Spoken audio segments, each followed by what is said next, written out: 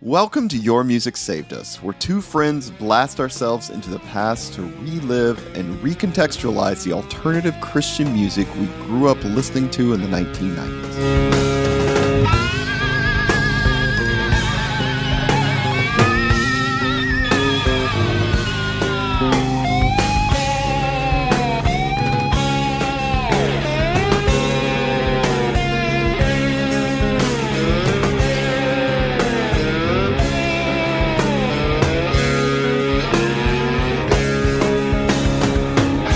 My name is Jay, and I'll be your host for today.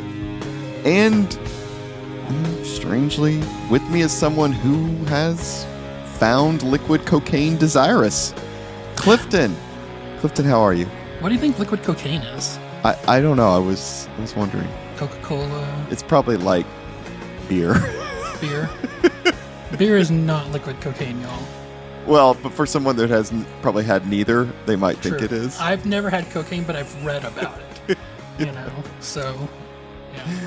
Oh, Clifton, this was a long time coming just because we had a lot of family stuff come up in between when we said we were going to do this, and life stuff and work stuff and everything. And so... And to be fair, I've been putting it off, as I just told you before we started recording, that this, to me, this is an emotional album to talk about. So it's kind of hard to prepare for. Okay. Not in a like, oh man, I was really struggling with this, but just in a, I've got other stuff to do. I don't need to prepare for this kind of way. Okay. Well, what are we listening to? We are listening to the first album by Black-Eyed Sceva, way before the flood. And I'll just point out at this point on, probably in this episode, I will say Sceva and Clifton may say Sceva. So we'll see. I've been practicing a lot of different ways to say it, so I can just really put them out there. Okay. Clifton, where were you able to listen to this? How was this hard to find? So when we started preparing for this album 2 months ago, it was nowhere. Yeah. But during the meantime, it has shown up on all of the major streaming platforms, including Spotify and YouTube Music. Yeah, it was on Bandcamp at first. It was. And then suddenly now it's on the other streaming services. So thank goodness, because it made it a lot easier. Yeah. Was this played in youth group? No. And it's going to be part of my conversation. Like, Okay. I don't know why, but I'm going to guess and throw out some hypotheses through the discussion of the album, because it should have been, right? Right. Well, let me jump to the next question then. Are we getting preached at? Yeah. Yeah. But like, in all the ways to get preached at, I respect Black-Eyed Sceva's approach more than almost anyone. Okay, interesting. All right. Yeah. Well, before we go on, I do want to remind everyone to visit patreon.com/YMSU to contribute, get extended episodes. Clifton and I are recording a year-end one tomorrow, so by the time you hear this, it will be out there. So if you want to hear it will have our already been out there. Yeah, exactly. If you want to hear our top 10 from the podcast this year, and then other shit that we were listening to and reading and watching and just thoughts on the year, I personally, just spoiler, am really happy 2025 is about to be over. But anyway, we'll move on now. Clifton, tell us a bit about Black-Eyed Sceva. All right. So last time we did this, I mentioned the fact that a lot of people write about Black-Eyed Sceva, but not a lot of people have a lot of things to say about the band itself, like where they came from, you know? And that's true again this time. And I did start over from scratch going to do research again. And ended up with there's no new resources out there that I could find. Jeremy Post has reemerged into the world. He was recently at that Tom Fest reunion convention thing that Jay found. But we've only heard like one clip from that, and it wasn't about back then. So true. Yeah, it more just helps us know what he's doing now, but doesn't help us with the back then. All right, so this information mostly comes from 2 interviews that Jay found on the Wayback Machine. There's an interview at the time of release of the Metal Engine album from a GeoCities site. I don't know the name of the site. It's just there's no name on the site, and it doesn't link back to anything to give you a name for the site. And then there is an interview by Robert Berman from the Lighthouse Electronic Magazine. Oh, wait, this is a new one I found. I found the review for Black Eyed Sceva on their demo tape on that Lighthouse magazine as well. Where did you find that? I couldn't find any, maybe you did, I couldn't find any audio or copies of the demo. So I would love for it to be on YouTube. We don't know what it sounded like other than the review. But we do know what songs were on it. True. And we'll talk about that. Yeah. Okay. All right. So, Jeremy's mom, we'll get into exactly, well, I'll go ahead and tell you who's in the band. There's Jeremy Post is guitar, vocals. Brad McCarter is on bass and vocals, and Brent Nims is on drums.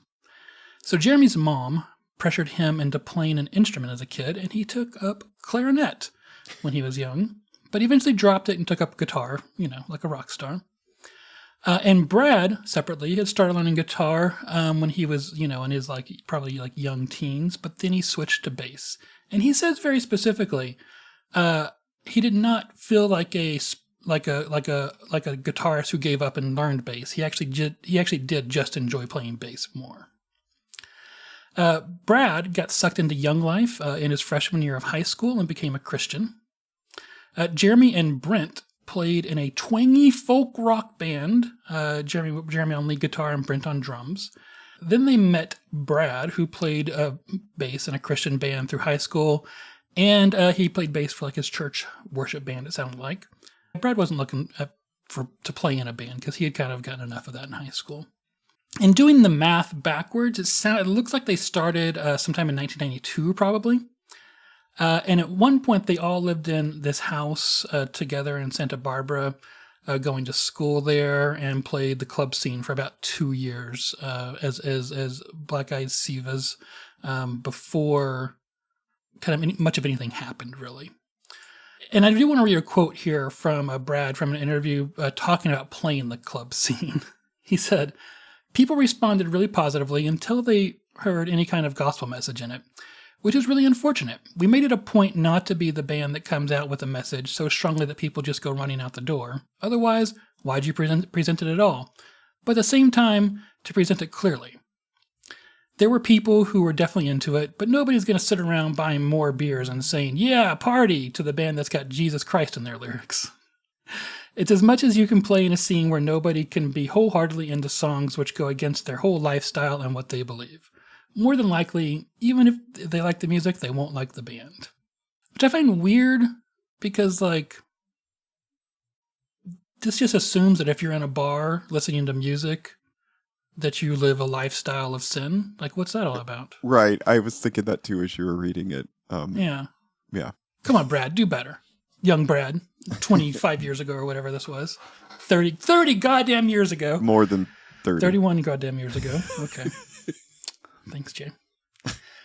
In 1994, thereabouts, they all moved into a different house together in Santa Barbara that they nicknamed the Mothership after that previous house they lived in, which was nicknamed the Mothership. Probably roughly about the same time, they recorded a demo tape with sometime Toad the Wet Sprocket member Bruce Winters producing. Black Eyed Sceva played a show, this is a quote, by the way. Black Eyed Sceva played a show with a Santa Barbara band called Wasted Tape, whose members were Bruce, future Model Engine drummer Eric, and John Askew. And we got to know them because of their mutual respect for each other. Bruce produced the BES demo tape, then got us signed. He is a fantastic guy who has good taste in music and in coffee. That's talking about the Bruce Winters who produced that album, and I actually produced, I think, everything that they ever recorded. Oh. Yeah. So there are 4 songs on that demo tape. They were Justified, which is the first song on this album. Mudhouse, which is track 3 on this album. Twain, which is a track from the EP that we've already reviewed. Twain! Yeah.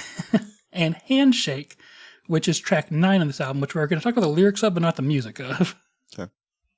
To quote again, these 4 songs came off as a cross between John Mellencamp. By the way, this is from the review on Lighthouse. These 4 songs came off as a cross between John Mellencamp and Green Day, combining the former's acoustic-based pop with the latter's fun attitude and exuberance. Throw in a few Rush-like rhythm changes, and you've got a reasonable resemblance of Sceva's sound. That their music is difficult to describe. As a tribute to itself, for their sound is distinctive. It's very interesting to choose to compare them to. I heard people compare them to Toad the Wet Sprocket, and I can see that. Yeah. John Mellencamp and Green Day? We're forming a Venn diagram here that doesn't have much overlap, but just enough that we can really nail Black Eyed Sceva here. Okay. Yeah. Okay. All right. Jeremy was friends with Mikey Bridges from Sometimes Sunday, since they were in high school together. Rex, you remember that record label? Rex had just offered Black Eyed Sceva a record deal, and Tooth and Nail had been talking to them when Mikey introduced them to Frank Tate of 5 Minute Walk. Frank was actually trying to sign Grandma Train, but when they went to Forefront, he settled, for BES. So, what's so different about Frank? This is a quote from another interview. It's as simple as Frank flying out to New Mexico last week when we had some gigs and hanging out with us and picking up the tab for everything. We didn't ask for it. He was amazed to find out that other labels didn't set their bands up with hotel rooms. If we had signed to any other label, we would have signed to that label, then found a booking agent and gone from there. Well, Frank's one of the #1 Christian booking guys in the USA. He's known for putting together amazing tours, and he's doing all this stuff for us free of charge. It's definitely not money motivated. Frank has made a lot of money with his business skills over the years. It's a popular misconception that Frank inherited his money. Now his focus is to glorify God with his business skills, and I think he's doing a good job. They were the second band to sign to 5 Minute Walk after Dime Store Prophets, and they released this album in early 1995, way before the flood. That's it. Okay. I have a few other things to talk about, but we'll talk about them after we've discussed this a little bit. So we did their EP first. So we've kind of done this backwards. This is their first full length, their first, outside of being in Santa Barbara, the first that anybody has heard of them. Sure. Yes. Yeah. And it's very early on in 5 Minute Walk era. Yeah. 1995. I mean, yeah, this is like make it onto the first or second take time to listen kind of territory, you know? Mm-hmm. Yeah. So they did eventually change their name because people would have mispronounced Sceva. And so they did ask them in an interview what were the worst mispronunciations of Sceva that they've gotten. And they said the mispronunciations of Black Eyed Sceva are like the Lord's mercies. They are new every morning. Misspellings and misunderstandings are in a close second, and third is to the mispronunciations. The worst was Black Eyed Sceva, although that was somehow easier to understand than Sceva. Sceva was the most common, but my favorite came from an employee at an amusement park who yelled to his fellow workers to come help unload Black Eyed Seagull. All right, I do have some music influences from the band as well. Jeremy lists Firehose, King's X, kind of weird, Toad the Wet Sprocket, Replacements, early REM, Peter Case, Vigilantes of Love, Husker Du, whatever you want to call it. Countless obscure hip-hop bands that no one has ever heard of. He literally said that. Brad lists Rush, Uncle Tupelo, Crowded House, Phil Keaggy, and countless 80s new wave bands, including Duran Duran. And they both kind of listed Radiohead, Self, Jellyfish, The Grays, who I've never heard of, Wilco, Sunvolt, and Soundgarden. Okay. Yeah. Clifton, do you remember when you first heard this? I mean, vaguely, you know. I remember seeing it on the shelf for a long time before I ever listened to it, because it was only at the smaller Christian bookstore that did not let you open things and listen to them. Right. And so, like, I remember liking the album cover and thinking, like, ooh, way before the flood. That's kind of mysterious, you know? Like, I wonder what that means, you know?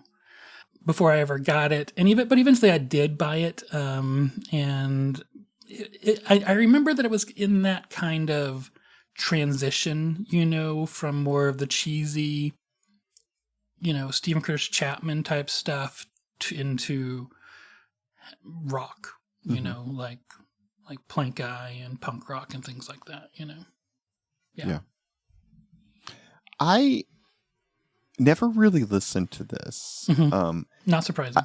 I knew about them, and weren't they Plank Eye's favorite band? I want to say some of the guys in Plank Eye were like... Plank Eye toured with them and definitely hyped them up a lot. Yeah. I think I remember reading about them from that, but I just looked at the cover, and maybe the name too, and I thought this is like some acoustic rock band, and so I didn't give them a chance, and I should have.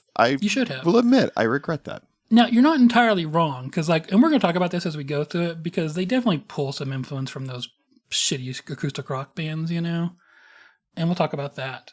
But I do think that they are far more musically respectable than the other people they would probably be thrown in a basket with. Yeah, that's totally fair. Any other memories from this? Any?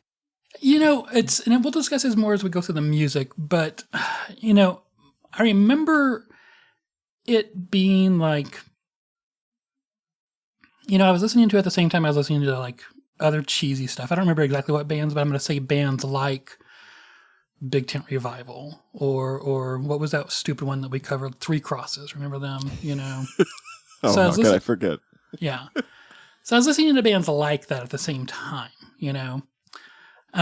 and I remember liking this and thinking it was better than those. Oh, okay. But I didn't know why.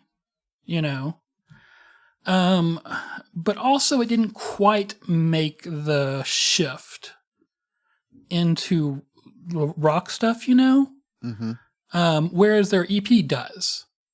And that's something else we'll talk about as we go through the songs. But I remember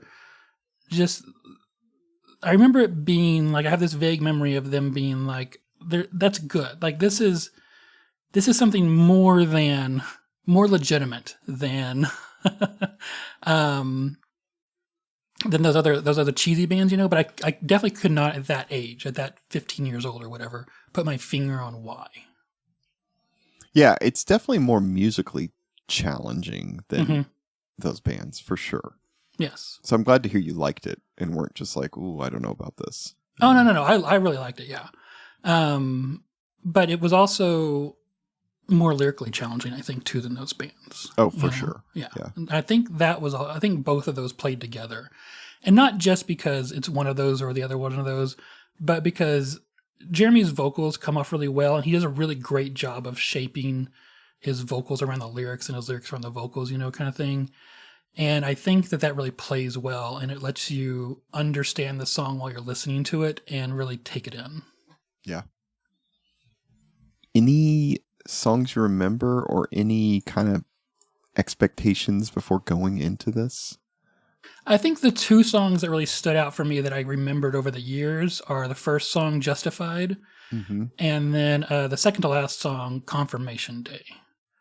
Confirmation Day is also one of the live songs on their EP, but it's probably also the song that is the closest on as a live version on the EP to what it's recorded as. Okay. But it has both of those songs have really good energy, which we're going to talk about. And it's just, I think that kind of, when I say energy, I don't just mean they're fast. I mean, they feel like they're full of joy. There's a joy in them, right? There's also kind of an anger in them, honestly. Yeah. Yeah. What about you? I mean, you didn't go back and listen to this the first time we did the first Black Sceva episode? No, but after doing that EP, I was looking forward to doing this more. Yeah. And I do remember hearing Justified, so that must have been on a comp. Definitely, no, it was or on a something comp, yes. somewhere. So that song I remembered when I went into this. And so, yeah, I was looking forward to this more than I thought I would have, but I really liked the EP. Okay. Cool. So, question for you that is unscripted, but just before we go into this, honestly, Kristen, is this the most Christian album we've done?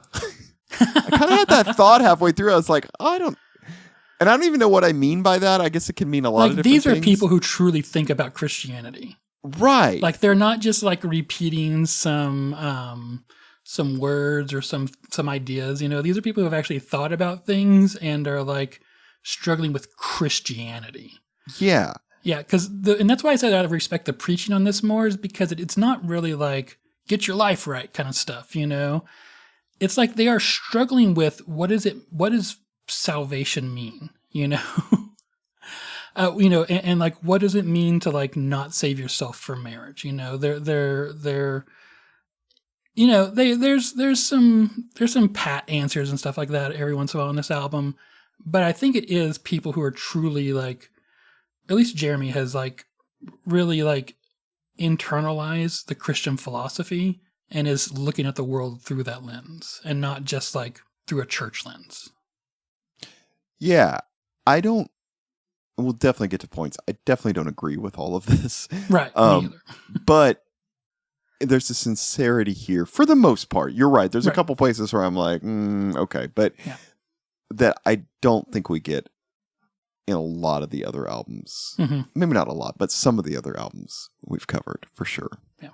And there's no like songs that are really like far from, Adrian James is probably the furthest from a Christian song, but even it is dripping with Christianity. Well, yeah. And it definitely like has like, he's really thought about that, and it fits because it's genuine and coming from the heart for him. Yeah. So yeah. Well, shall we jump in? Let's do it. All right, Clifton, take us away. Song number 1, Justified. All right. So this song, it just starts right in. Good energy. It's kind of like a chest burster, kind of, of sin and shame, just kind of like, blah, kind of comes at you, that's how this song starts. My halo's broken, falling down, all around my toes, and I feel the only way for me to get it back above my head is take a hold, throw myself in, cover me up, tell every fair with a friend I can't think of, it's gonna be great, so go away. Everything about that is wonderful. That's just the verse. That's not even a chorus yet, It's a good beginning to the album. So it's good. Very strong. I agree. Yeah. My halo's broken, falling down. That's just like, it emphasizes the right words and it has great like punctuation to it, But even then, that past that, it's still good. I still love the second line is, and I feel like the only way for me to get it back above my head is dig a hole, throw myself in, which is really great. And then I really love, as someone who who's always been walking around with a little bit of a depression and anxiety type stuff. I really love the last part of the verse there. Tell every fair weather friend I can think of, it's gonna be gray. So go away. This song is funny on the lyrics for me because, yes, I agree with everything you just said. And then in a minute, there's going to be a part that I'm like, that is fucking cheesy. Yes. Oh, yeah. But that's the weird thing about this song that I want to talk about as we kind of conclude it, is that, like, and we can talk about it now, like, what we just heard is not a long walk from Big Tent Revival or Small Town Poets or something like that. Like the kind of like just somewhat jangly guitar, and like just guitar and drums and bass, that's not all that different from those cheesy, Christian rock bands that just were everywhere, in the Christian scene in the mid and early 90s. But this is on another level. Aesthetically, it's in the same basket.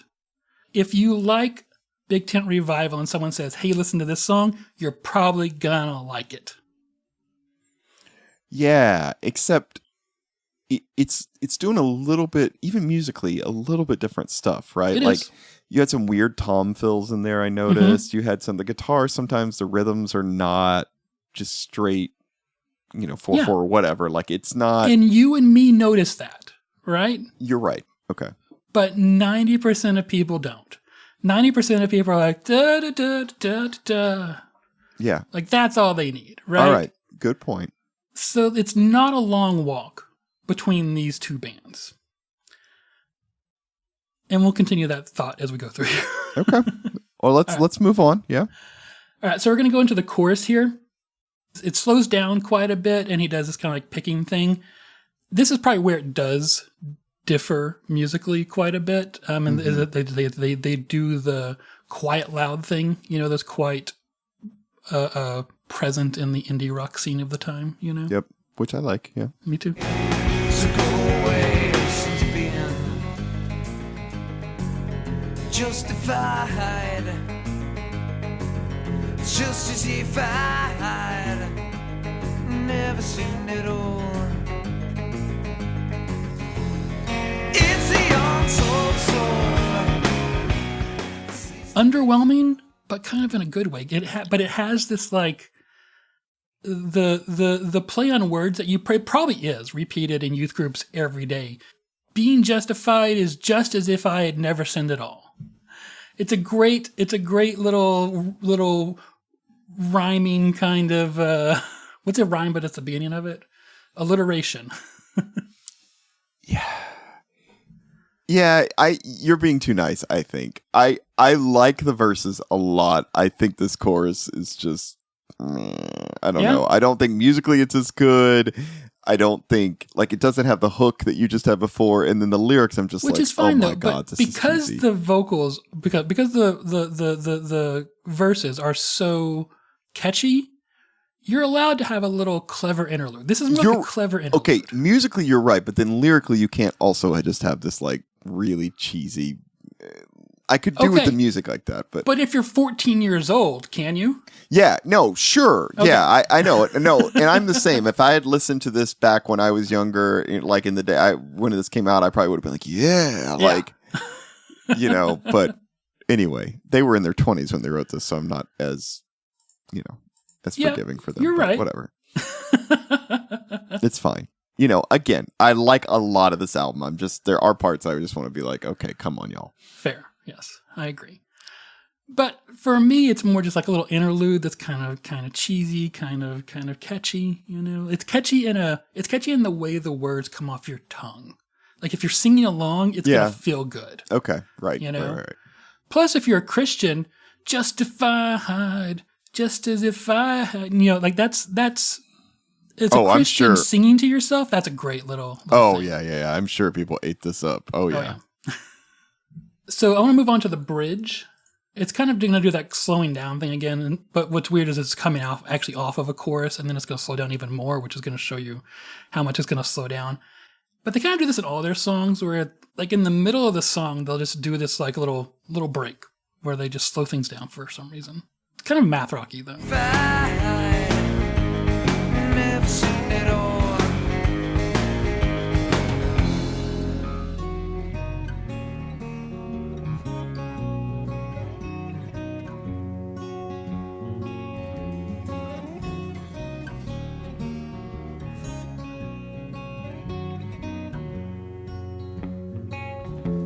Salvation makes a subtle sound for those with ears to hear.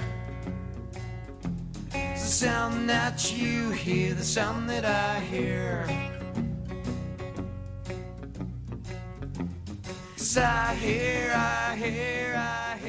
So that I think the guitar part there, the little arpeggio thing there is actually really pretty. And then I like the way it comes in with the palm muting, the dun, dun, dun, dun, dun kind of thing on top of it. I think that works really well. But then, talking about things that Christians are going to love singing to themselves, salvation makes a subtle sound. Mm-hmm. For those with ears to hear. That is beautiful, right? Yep. Why isn't this being played in every fucking youth group around?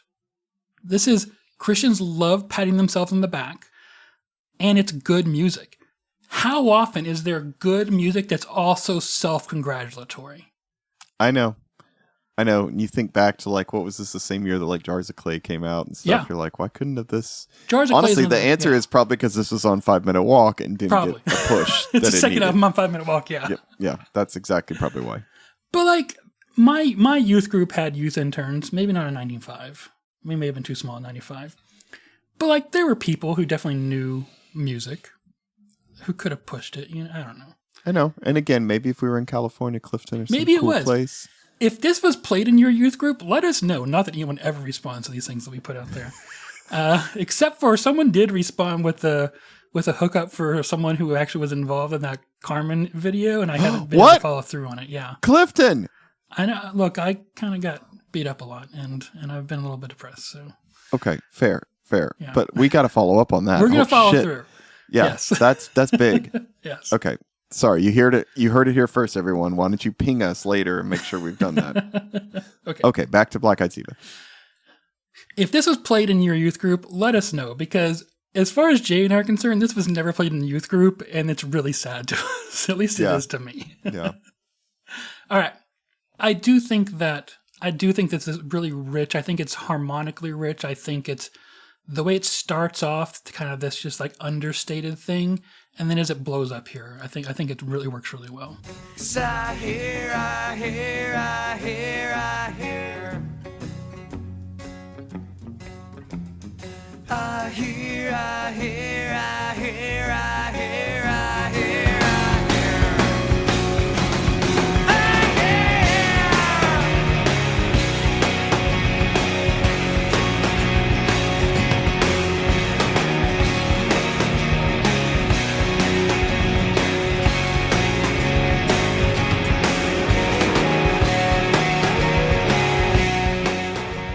I think that's great.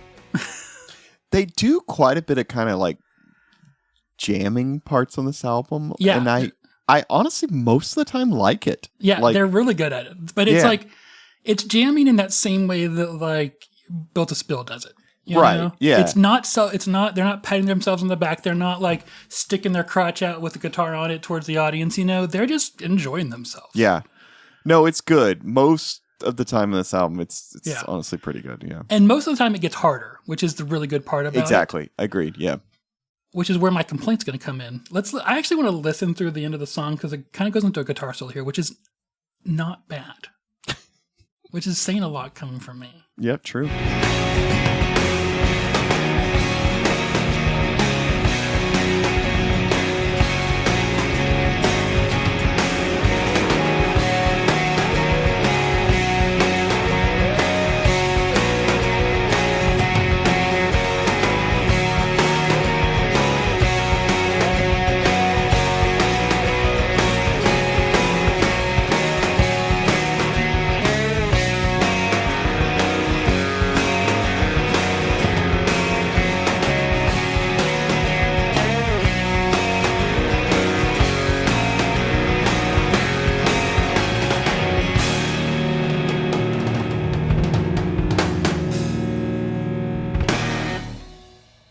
A lot of the musical vocabulary used in that guitar solo like is kind of twangy and kind of bluesy, the kind of like kind of things, you know, which is partially due to the fact that they came from like an Uncle Tupelo kind of jingly, folky country type band. You know, they still kind of had that in their veins, you know. But I think that also is what helps this to have such a short distance to travel between this and Big Tent Revival or Jars of Clay or Small Town Poets or whatever, you know? And, which is why it's really confusing to me that it wasn't played in youth group. Yeah. I don't know. I mean, I guess when you compare this to like Newsboys or DC Talk, though, like it's different than that, right? they're always going to go for that, probably, right? True. But Jars of Clay was played in youth group. Big Tent Revival was played in youth group. Like, I wouldn't have listened to those bands if they weren't played in youth, but that's the only way I heard them in the first place. Yeah. And like those bands were like on the Seltzer compilation, you know, like this wasn't on the Seltzer compilation. True. Why not? Yeah. You know, I don't know. I think it's great. One thing I do want to I just want to listen to a little bit of that again, because so They mentioned that they borrowed in the interviews they did. They mentioned they borrowed other people's musical equipment to record this album. And the amp that Jeremy is playing is a matchless amp, which is based off of the really early Voxes. Really, the whole point of matchless is just to make an early Vox that doesn't blow up in the middle of a show, because early Voxes are all pieces of shit that blew up during the middle of shows. I fucking love a Vox that's just barely controlled, and that's what they're doing here, and it sounds so fucking good. I'll play it play it again just a little bit to hear it. I hear, I hear, I hear, I hear, I hear, I hear.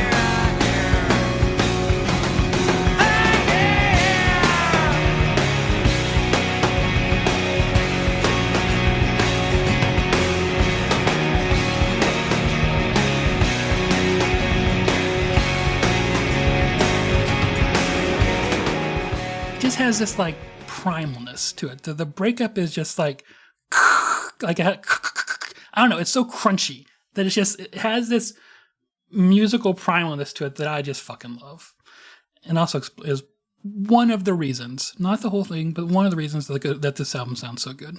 Yeah. That's all I have to say about the music. Want to do the lyrics? Wait, what do you think of this song overall?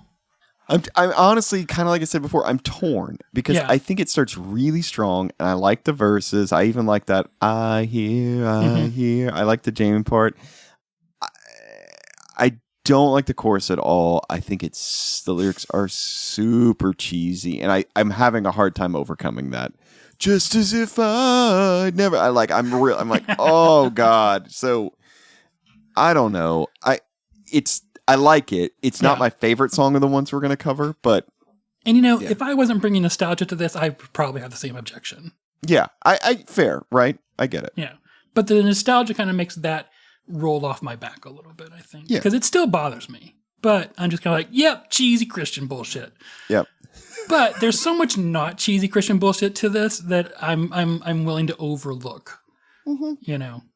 I get that. That makes sense. Lyrics? Sure. My halo's broken, fallen down all around my toes, and I feel the only way for me to get it back above my head is dig a hole, throw myself in, cover me up, and tell every fair weather friend I can think of it's gonna be gray, so go away. Since being justified, it's just as if I'd never sinned at all. It's the unsoiled soul that seeks the face of God. It's his face I'm seeking after all. Salvation makes a subtle sound for those with ears to hear. Is the sound that you hear the sound that I hear? Sin's being justified. It's just as if I'd never sinned at all. And then again, salvation makes a subtle sound for those with ears to hear. Is the sound that you hear the sound that I hear? And then they just keep going, I hear, I hear, I hear. Yeah, so you get the point. Yeah. We've kind of already discussed the first verse. I think it's kind of brilliant, Yeah. I really like the first verse. Agreed. Great visual metaphor that's also self-deprecating in a way that I think, at least and I think a lot of other people can feel, familiar. Mm-hmm. Especially the dig a hole, throw myself in part. I think is a wonderful part of the metaphor. The second verse is really interesting. It's the unsoiled soul that sees the face of God. Which is very interesting, right? Because is there an unsoiled soul? Nope. Right. At least not according to the original sin. And I don't know if you went back and listened to our first episode on Black Eyed Scevas, but it's Jeremy's definitely a believer in original sin. Oh yeah. So it's interesting here that he says it's the unsoiled soul that sees the face of God. Well, that's because you just have to keep asking for forgiveness, Clifton, and then you're unsoiled. That's fair. Okay. Yeah. And then there's the very congratulation, salvation makes a subtle sound for those with ears to hear. But I actually love this next line. It's a question. Is the sound that you hear the sound that I hear? Are we hearing that subtle sound that salvation makes? Are we hearing the same sound?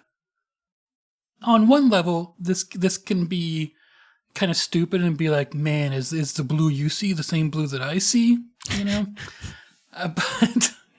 But I do think it's a very interesting question. And he actually digs into this kind of thing throughout the album. That, are we experiencing the same thing when we experience salvation? Or what we see as salvation, or what we see as the call to salvation, Yeah. And there's no answer here. Just saying that he does hear it. I think this is one of the things that makes his lyrics so brilliant and why they're respectable to me. Because, yes, look, sometimes Jeremy goes all in and he's like, fuck you, Twain, like when you took on religion, you went too far.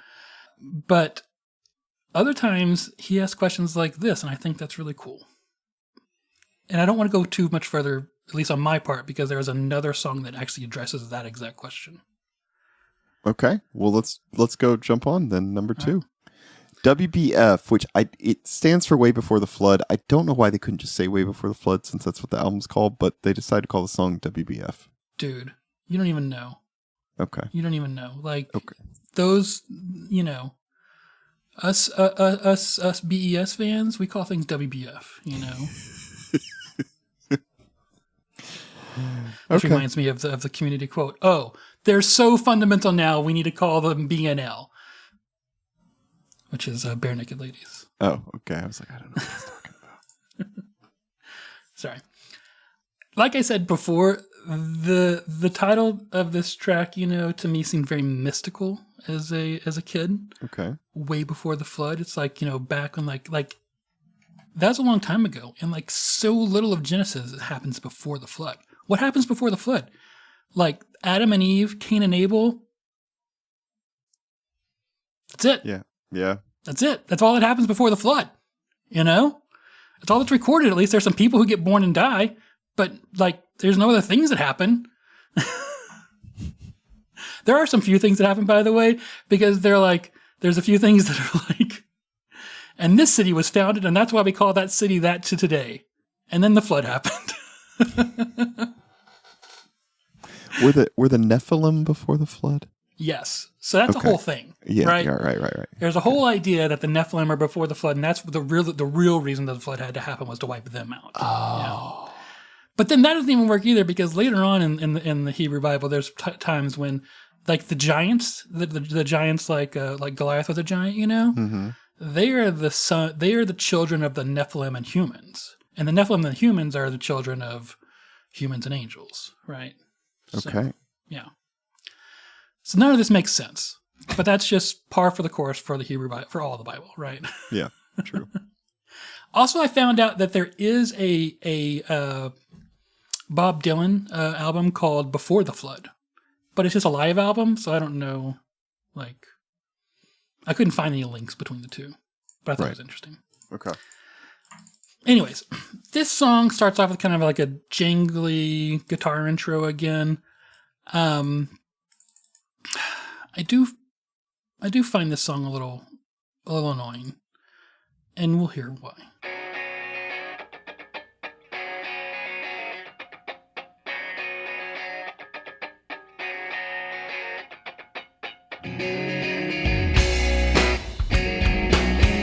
Way before the flood, I built an ark of great paper, hay and mud, so ship shouldn't sink. There's not a lot going on for this song already, right? Yeah. We do not have the energy of Justified going on here. True. It starts off a little like a little standard for a rock song, just kind of like just the guitar, and then the guitar comes in stronger and the whole band comes in, No, that's fine. But what I really fucking hate is this guitar line here.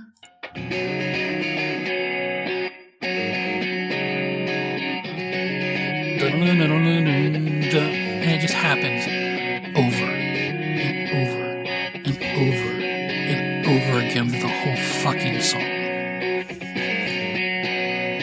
Okay. Now, what's good about this song, you might be asking yourself? Because it's nothing much catchy happens, but the way it's laid out and the way like different parts go into each other are kind of catchy. Does that make sense?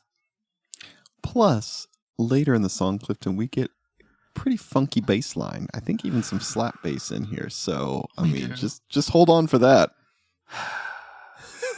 Set a course with the stone cold compass inside my heart. All aboard. I heard the congregation roar. So that was kind of a little fake out chorus thing there. I called it a pre-chorus or a fake chorus. I do think the way he says it, I heard the congregation roar. I think that works. But everything else about this I fucking hate. We heard a little bit of the slap bass there. It does get worse later. Yeah. There's a line here in the second verse that I really want to play because I really want you to hear the powerful vocals that he puts behind this line, which is to love God and to serve Christ. Misunderstood. To love God and serve Christ need be the only thing. If God has called you to be a missionary, don't stoop to be a king. I just think it's funny. To love God and to serve Christ. It's a very Christian, cheesy rock song. Also, like, if God has called you to be a missionary, don't stoop to be a king. I definitely imagine, mostly male, probably, a lot of young people. I would have been this too if I'd listened to it, been like, yeah, and just singing along to those lines, right? That stood out, you know? Because there is something nicely like anti-establishment or anti like non-traditional about it, you know. Don't seek out normal power, like just like follow the real thing, you know. Yeah, you're hitting on something that I didn't write down, but I think I feel a lot through this album. Is that it is anti-establishment, sort of. Actually, this is kind of the whole story of our podcast in some ways, right? Like a lot of the stuff we cover is anti-establishment, but not really. Yeah. Like it is in that it's not the same as the traditional stuff that's out there at the time. But when you step back like we are now, you're like, oh, this is really just like a different version of the same thing. Slightly different version of the same thing. Yes. Yeah. So I definitely think that's happening a lot here. And I could definitely see how this band was a lot of guys' favorite band at the time, because I think I can imagine that the typical male of like, I'm into Black Eyed Sceva, like, oh, I'm different. It's you know, it's a little more heady, a little more theological. It's a little more, you know, all that kind of stuff. Once again, it's self-congratulatory, you know. It is anti-establishment, but in a very pat yourself on the back kind of way. Yeah, right. And like, I'm not saying that to shit on anybody because I fucking loved this. Right. Yeah. No, we were the target audience for this. Yeah. Yeah. But it also, while it is not quite anti-establishment, it also just is anti-establishment. You know, it does at least ask questions.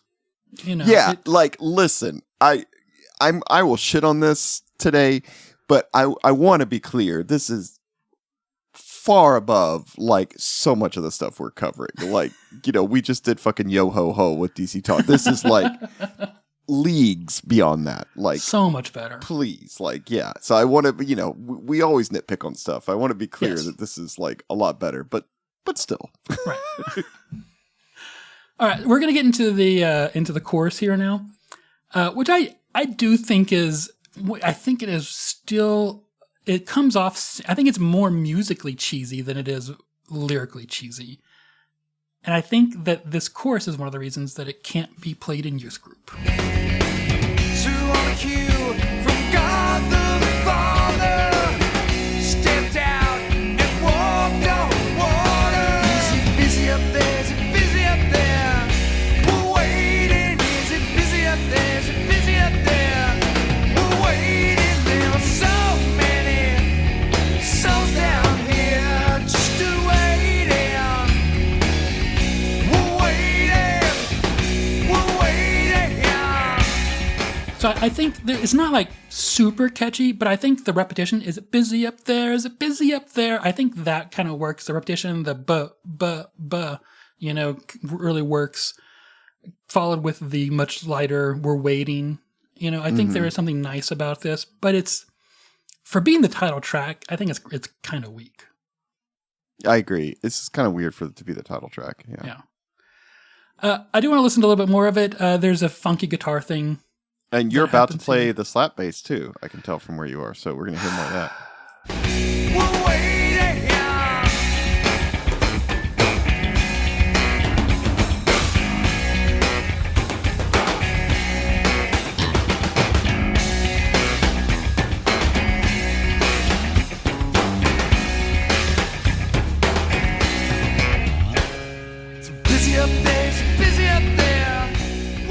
And then it goes back into the chorus again for the rest of the song.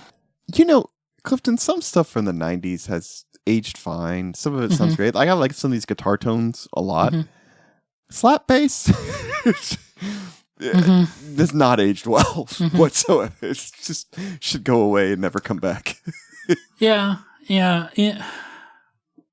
Musically, that was unforgivable, right? Like, it's... And this is why this album was confusing to me when I looked back, even during the day, right? When I'm like, I think this is better, but also I don't know, right? Because I didn't have enough like experience or whatnot, or brain power probably as a 14-year-old or 15-year-old, to analyze this. Because you have really great, like we're going to hear some really great math rock kind of songs on this album. Yeah, right. And then there's that.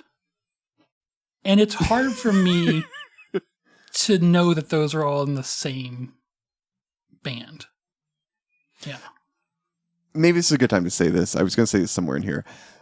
I will say, listening to this and thinking back on the EP, because I still fucking love Ryan's Driveway as a song, have made me think we've got to do Model Engine at some point, because I've never even listened to that. And I'm very curious because they seem to be trending in the right direction based on that EP. So I'm curious where they ended up, because they are talented and I do like a lot of the stuff they're doing. So hopefully we're losing the slap bass and moving towards something better. It seemed that way with the EP at least. Yeah.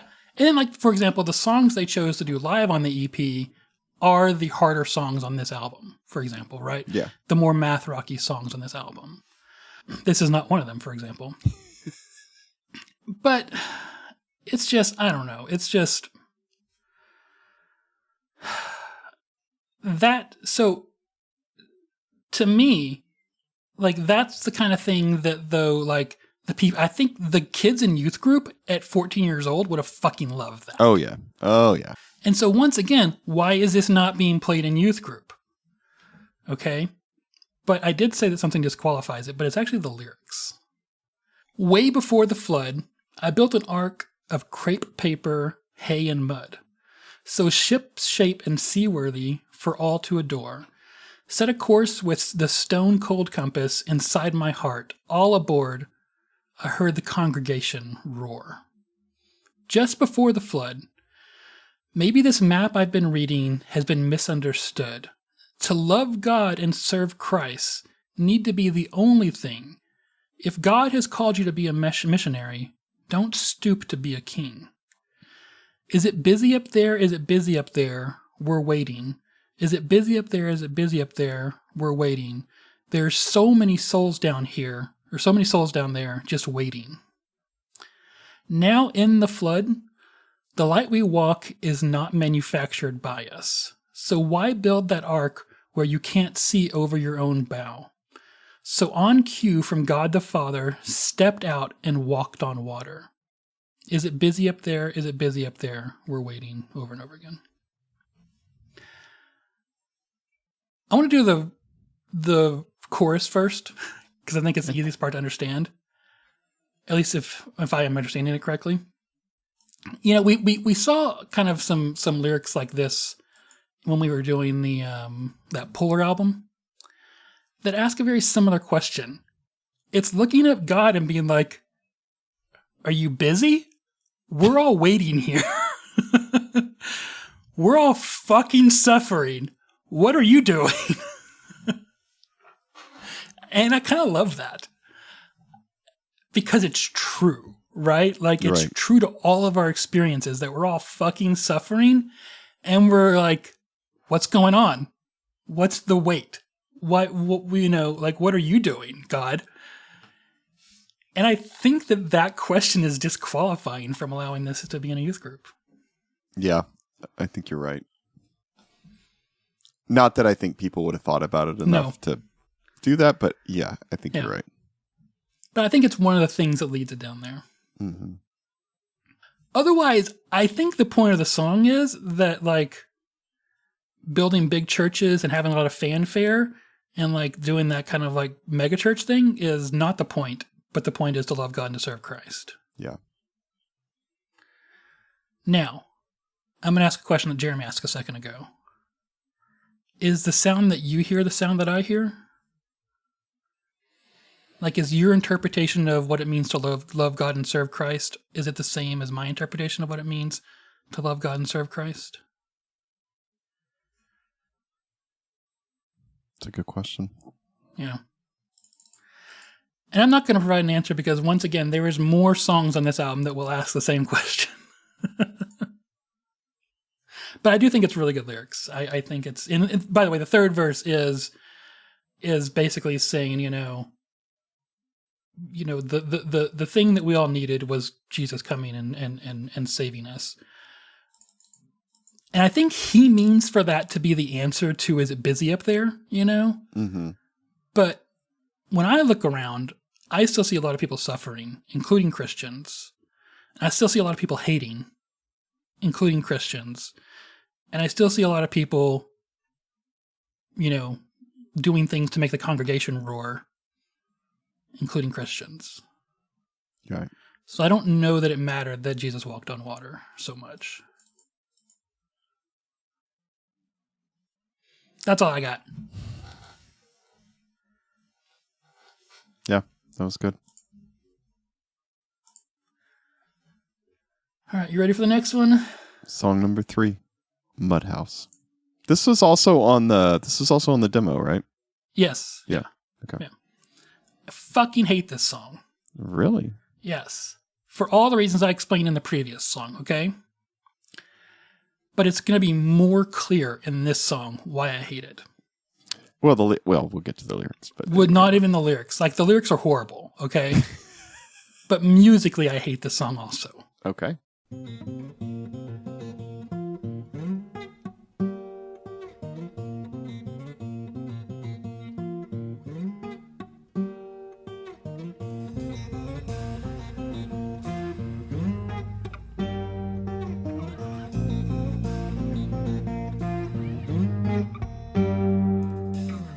That's the intro.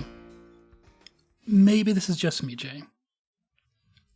But that kind of like ba-na-ba-na-bum, like that kind of like using the guitar. Look, the guitar is a percussion instrument, but I guess I hate it when the guitar is used as a percussion instrument.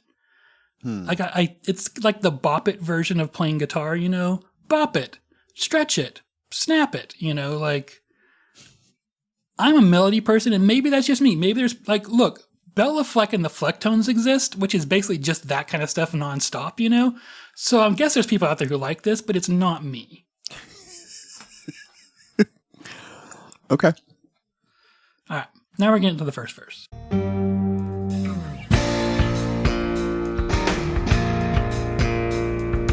Kisses down between shivering legs. Months from now, I could be a father. It goes on like that for another 20 seconds, and I can't listen to it. That like the little bass pop that happens after every line, I cannot stand that. Yeah, I'm not a fan. Again, kind of like the last song. Yeah. Yeah. I would rather hear melody than just like random popping sounds, I guess. Mm-hmm. And like, look, I like things that are kind of like weird and, but I don't know. For some reason, this is not for me. I don't know whether it's stemming from having grown up having all these fucking acoustic, like two guys on two acoustic guitars strumming as fast as they can and making whatever fucking noises they could that sounded horrible out of an acoustic guitar, like being forced on us in youth group, you know? Maybe Right. that's where my hate from this comes from, but it's deep and I fucking hate it. We did. That was one thing youth group had a lot of, was that kind of shit. Yeah. Like, yeah, that's true. All right, let's listen to the chorus. The doctor, everybody's house on love. Water to a death, water came on. I say I wish I were waiting.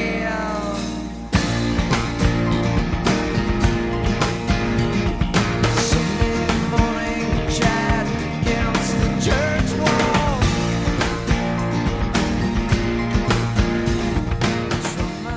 So you might have heard there at the end that little twinkly piano that comes in. It kind of does that through the second verse, Mm-hmm. which is honestly a nice addition because it's better than everything else that was going on. I like when they brought the piano in, yeah, for Yeah. sure. Now, let's go back to the beginning of that. When I pushed played on the chorus, and all of you out there were like, why does this sound so muddy? It's not just because the song is called Mud House, which it is. This song is so compressed. And what I mean by compression is like everything is blended together because it was supposed to be louder, right? That Tom Fest thing, Jay, right before we started this, Jay sent me a little Instagram from the Tom Fest, and it also had a live clip. Did you scroll over to the live clip, Jay? Oh, yeah. It was older, though, right? Like, it wasn't. Yeah, from like, from back in the 90s. Yeah, Yeah. And Jeremy had like a bowl cut. It was awesome, Right. You know, Yeah. It's this song, Oh, right. and it sounds great. Like, Interesting. yeah. First off, this song, the second half of the song is better than the first half. The second agree. half of the song is the louder math rocky type stuff, where the first half of the song is this Bella Fleck bullshit. But like, this song is supposed to be a loud fucking song, and it's been so compressed to be like non-offensive on this album that it's kind of unlistenable. Mm. I think. All right, I'm gonna play here kind of we get to like a bridge type thing where there's a little guitar arpeggio. It starts out with just the guitar, then the full band comes in. Water to a death, water came on. I say I wish I were waiting.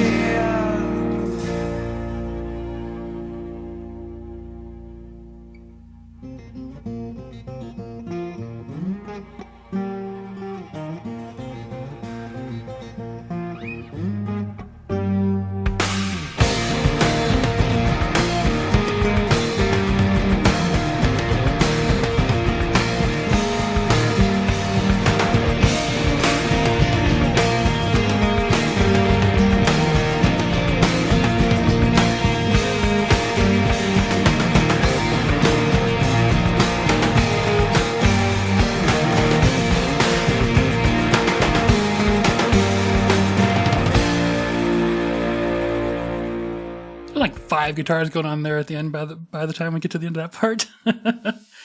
But like the dun part, when it has a fucking fuzzed out guitar in the background, sounds way better because we're not Oh, it hearing sounds way better. because we're not yeah. hearing all the fucking we're not hearing all the percussive parts of the strings jamming into the fretboard and things like that. You know? This was the part in my notes that I was like, they are more of a jam band than I realized. Like, Yeah, and they it's are. okay. Yeah. I'm not normally into, like, again, I'm not talking Fish, but like, I'm not normally into jam bands, but this Yeah. is like, I'm like, okay, all right. Right. Yeah. I'm not into jam bands either, but once again, I can go listen to Built to Spill. I can go listen to Built to Spill play the 2 songs for an hour. Yeah. You know, like, because it's that same kind of like, there is melody to it, there is progression to it. It's not doodling, you know, yeah, anyways. Yeah. But they, like, I kind of wish I could just forget the first half of the song and get to this because I'm like, oh, yeah, all right, I'm into this now. Yeah. Yeah. And so I'm going to, by the way, I called that the second most redeeming part of the song in my notes. The part I'm going to fast forward here to now is what I call the second most redeeming part of the song. Or the most redeeming part of the song. Got it.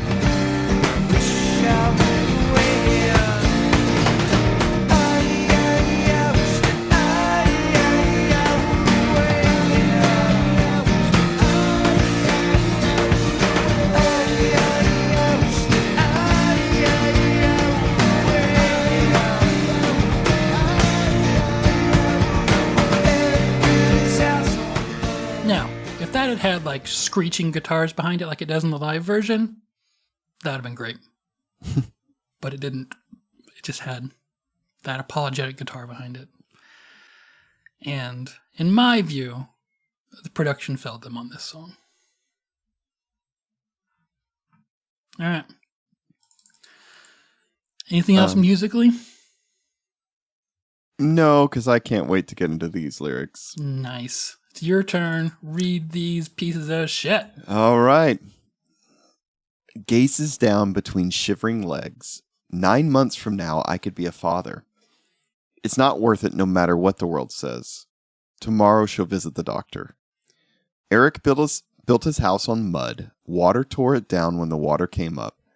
I heard him say, I wish I would have waited. Sunday morning chat against the church wall. What's wrong, my friend? Your eyes can't seem to meet mine. I'm not sure yet. Let's hope it's nothing at all. Then with a sob, he says, I've done it this time. Then Eric built his house on mud. Water tore it down when the water came up. I heard him say, I wish I would have waited. And then gazing up between shivering hands. A long time ago, someone died for my sin. Jesus Christ, do I get another chance? I promise I will not fall in again. Eric built his house on mud. Water tore it down when the water came up. I heard him say, I wish I would have waited. I wish I would have waited. Easily the most heavy-handed lyrics on this entire album. Now, to give them a slight amount of credit, this is from their demo, so hopefully they've grown. But yes, you are right. Clifton, is this about sex or abortion or both? I'm pretty sure it's just about I had sex, now she could get pregnant, and my whole life could be ruined. Okay. I think that's the entire thing here, right? Well, I got tomorrow she'll visit the doctor. To see if she's pregnant. Oh, I got it as like she's going to have an abortion. Oh, interesting. Like, because he says later, what's wrong, my friend? Your eyes can't seem to meet mine. I'm not sure yet. Let's hope it's nothing at all. Like, kind of thing. Like, oh. Right. Let's hope she's not pregnant. Oh, I was hoping like she got an abortion, so now I don't have to worry. Interesting. But if she got an abortion, then I would have to live with that, right? That's true. Okay. Yeah. I don't know which one it is. It kind of, in some ways, doesn't matter, though. You're Yeah. right, because it's the same, just... Oh, it is. God. So, I have several different directions to come at this as. So, I actually had dinner with my cousin a couple weeks ago, and she was telling me that her daughter like was acting so weird that they thought they were going to have to take her to like a mental hospital, you know, like... And eventually, her daughter confessed to her that she was pregnant. Oh. As a 19-year-old or whatever, okay? Oh, okay. Well, that's better than 12, but... No. Yes. Yeah. Right, yes. And the thing is, like, I've been in this position, remember? I had a girlfriend where she faked a pregnancy, but I didn't know that, right? Like, I lived through the reality of, holy shit, my girlfriend might be pregnant. And I didn't know she faked it for another decade. It really, like, messed you up. Yeah. Fucked me up, right? Yeah. Because of this kind of shit, right? Because... And now this is the real direction I want to come at this from, because we teach kids in church that if you have sex, then you're probably going to get pregnant and your life is fucking over. Right. Which is a crime. Well, and okay, I'm probably going to get off here, and feel free to delete this later, but like, in some ways, your life is, because they fucking make you keep the baby, and like... You're 17 or 18 and like, yeah, you kind of life kind of is over. Like, right. Yes. So yeah, sorry. Anyway, you're not wrong. Right. But even if you do keep the baby, right? Like your life isn't over. Like, but I'm going to back up from there. Can I back up even from there for a second? Yeah, please. What if you just use protection? You know, like what if you took measures to not get pregnant? Because then you'd still be having sex, Clifton. We can't. Oh, I know. I get it. Because there's no difference here the flattening of sin means there's no difference between having sex unprotected or protected. In fact, it's worse if you have protected sex, because that means you were prepared and this is premeditated. Right? And I, like you, definitely can think of friends I had. I can think of one very clearly growing up that had unprotected sex because, of course, they couldn't have condoms or anything like that, and got pregnant as a teenager because, like, you know, what else is going to happen? It's just like, Jesus Christ. Yeah, it's just so, I don't know. And so the mindset, the grossness of this song is 5 steps before the song happens. You know, it's years before the song happens. This is a horribly ugly song, but this is just a picture of the abuse that adults visit upon kids. Yeah. And to be fair to Jeremy here writing these lyrics, he's just observing it. He's kind of endorsing it a little bit, but even in his early 20s, I don't think he's old enough yet to really be responsible enough to realize what's going on here, you know? Because the grossness here is the abuse, the fucking criminal abuse that adults visited upon kids by A, not preparing them for the real world. B, because by the way, all those people who were like all the people in youth group, like I was not having sex, but every fucking buddy else was, you know, like, okay, right? Because preach whatever you want to. Everybody's fucking out there having sex. And then the second fucking crime here is to say your fucking life is over when A, yes, you can get an abortion. B, you can put it up for adoption. C, you can just raise the child and like maybe your parents can help you, but like you just adapt, right? Humans are adaptable. Yeah. Like that's what we do, you know? Or like you said, D, you just use protection and move on. Yes. But that's steps before, right? Right. But the reality of being like, oh no, I had sex, my life might be over. I think we all know what that feels like, you know? And it's a fucking crime that it's visited upon kids, and it's still done. It's still happening out there. Also, all of it, I mean, I'm getting off, okay, again, a little bit of a tangent, but like all of us that grew up with that teaching and that mindset, then when we fucking had sex, even when we were married, like it fucked us up still. Do you know what I mean? Like, when you grow up with this being so bad, even when you are in a place where it is okay, it's actually not. Yeah, it doesn't just magically disappear and everything becomes better. Yeah. You know? Yeah. Anyways, so gross. I mean, I hate this. I think at the time, I imagine people thought like, wow, they're really like talking about real issues. Mm-hmm. And so I imagine people felt that way. And, you know, there's another song on here that is a little bit like this too. Yeah, and so I think that was probably refreshing for people. But the thing is, he's just being honest here. Yeah. And I think, like I said, to be fair to Jeremy, I don't blame him for any of this. He's just an observer. You know, he's as much a victim of this as everyone else, as all the other young people. Yeah. The only way I'm going to blame Jeremy is if he's doing this to his kids, you know, or to other people's kids. Right. All right. I know. Speaking of other intense songs. So we're going to skip Cleverness, but I actually want to play the beginning of it here. Okay. Because if you're listening to this album, you had Justified, which is an amazing song. Things have gone downhill a little bit between the second and third song. They're not the worst songs, but they've gone downhill. And then this is how the fourth song starts.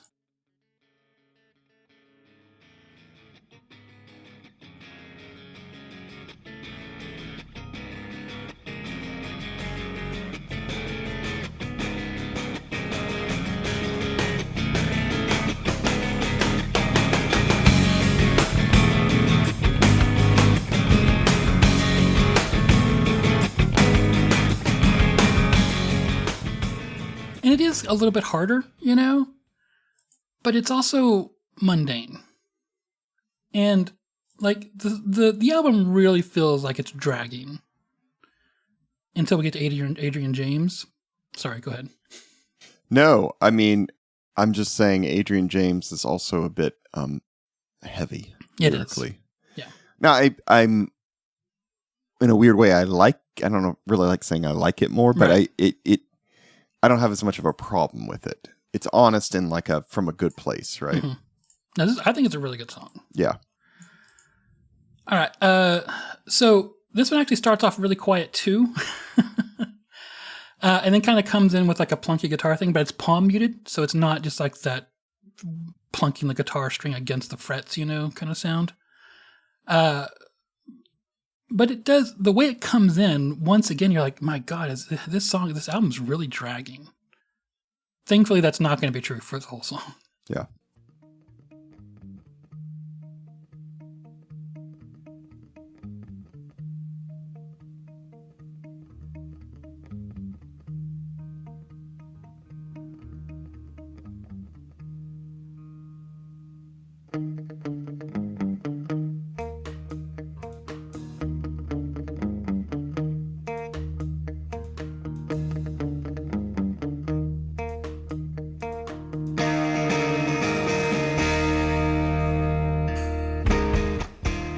But like the whole first 15 seconds are so quiet that I had to turn the volume up when I was originally listening to this, be like, is something going on? Right. And it is, but it is very quiet. And it's a little boring so far. And I think as a kid listening to this album, I may have gotten to this point and been like, nah, moving on. Fair. I don't even know how many times I made it to the latter part of the album, because the second half of this album is honestly a little bit better. Kind of like the second half of their songs. But it gets so slow that I'm like, they could have helped themselves here as far as arranging the album and stuff like that goes, Mm-hmm. All that said, for the song, that intro was very appropriate. Yeah. All right, here's the first verse. It's Father's Day and everybody celebrates but me. I forgot again for the 23rd year in a row. But I don't know if I'm bitter or just a bit confused. And on days like this, how could you not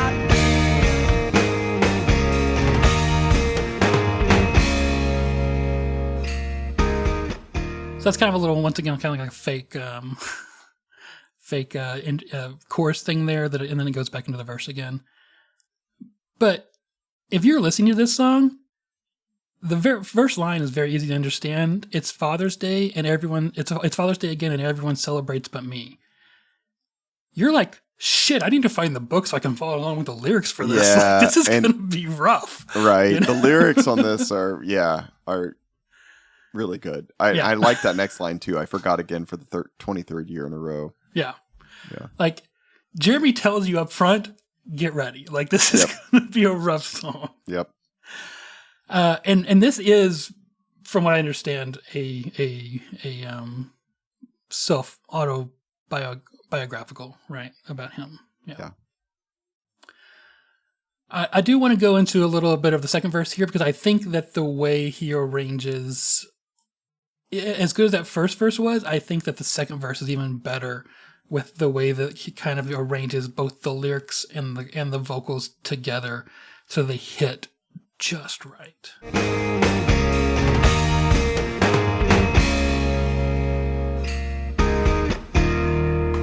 The letter I got wrinkled in yellow from years hidden in some cardboard box.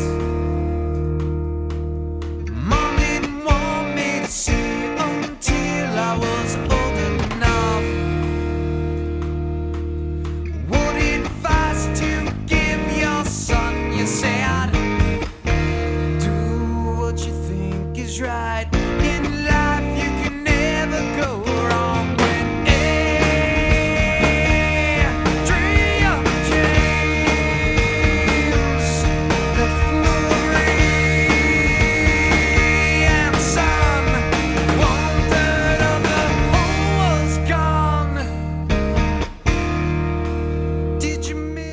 just like, it's not catchy, but it's just impactful.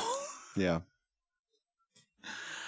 The way the the lyrics are so vibrant, like they put a picture in your head, what are they exactly? They're the letter I got, wrinkled and yellow from years being hidden in some cardboard box. Right. It's just like, you can live this song with him, And then the way he sings Adrian James there, like, you don't know what's going on yet, but you feel like this is heavy. All right, I do want to fast forward here. We're gonna skip a little twinkly guitar arpeggio thing here because it happens a couple times, honestly, in this song, and I want to get to the heavier part.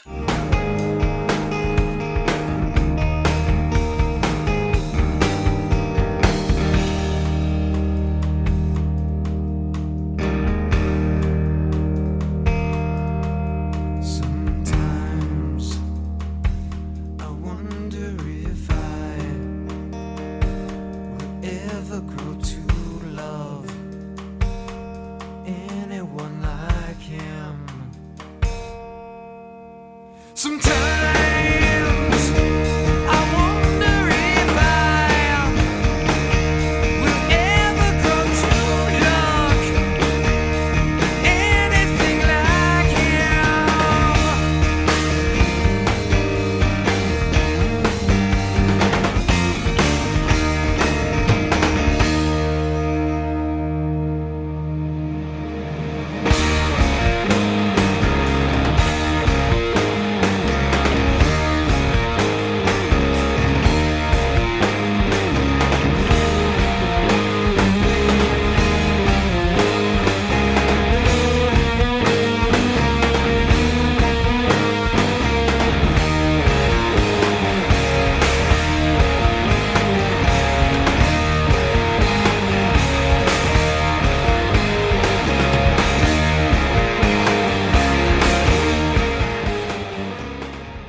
Okay, we can't play all this song, but go listen to the fucking song because it's amazing. I do love those. It happens a lot at the end of a lot of songs, just those real Yeah. jammy parts. Like, Yeah. it's fun. Yeah. And that one gets crazy, like this fuzzy guitar comes back in, it's a really gorgeous song. I don't know that we can say enough about it musically, but it is. Yeah. The live version, so on the EP, 5 Years, 50,000 Miles Davis, this is one of the live songs.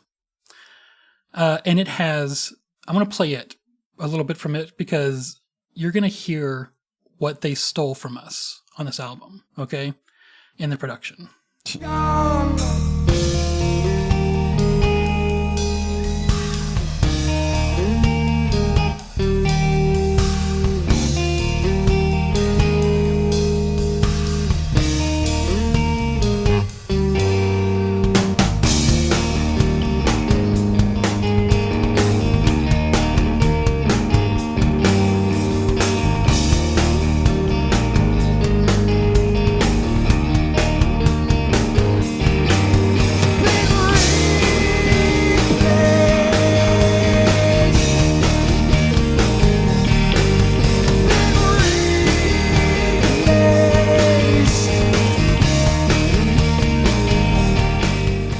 Just like how dynamic that is, right? Mm-hmm. And the power in his voice there. And I want to fast forward a little bit here to the bridge, and you're gonna hear people singing along and all kinds of stuff like that.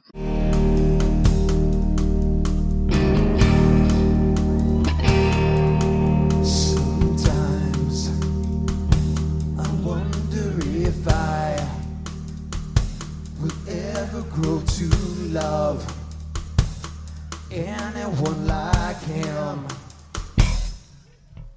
Sometimes I wonder if I will ever grow to love anything like him.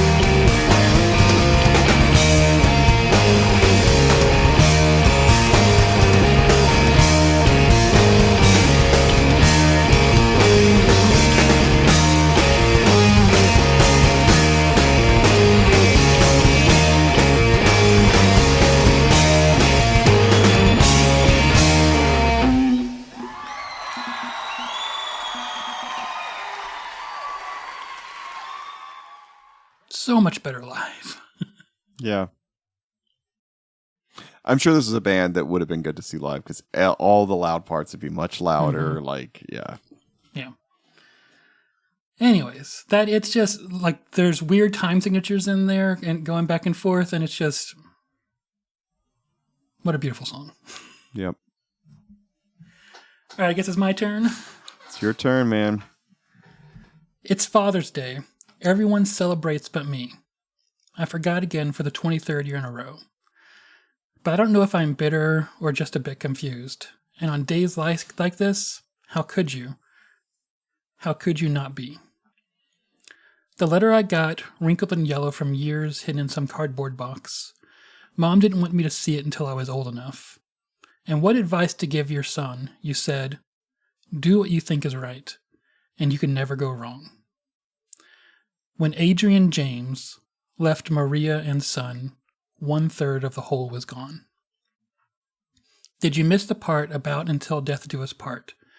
Or did that wedding ring really not mean anything to you? Adrian, if I could meet you now, would you act like anything like a father should? Would you find it hard to call me son? When Adrian James left Maria and son, 1/3 of the whole was gone. And the bridge has been replaced. Been replaced. Sometimes I wonder if I will ever grow to love anyone like him. Sometimes I wonder if I will ever grow to look anything like him. They're good lyrics. This song, Solid. I'm like, these are great lyrics. And Solid. because it's honest, it's Yeah. truly about his experience from the heart. Yeah, no complaints about these. No. Like, he doesn't spend a lot of time, like, complaining, you know? He's just like, I don't know. He's like, I don't know, you know? And then I love the questions he asks at the end. Sometimes I wonder if I could ever grow to love anyone like him. And then there's the other part where it's like, will I ever look like him? You know, Yeah. like that's this weird contrast, right? Like, am I going to end up having a lot of things in common with him, you know?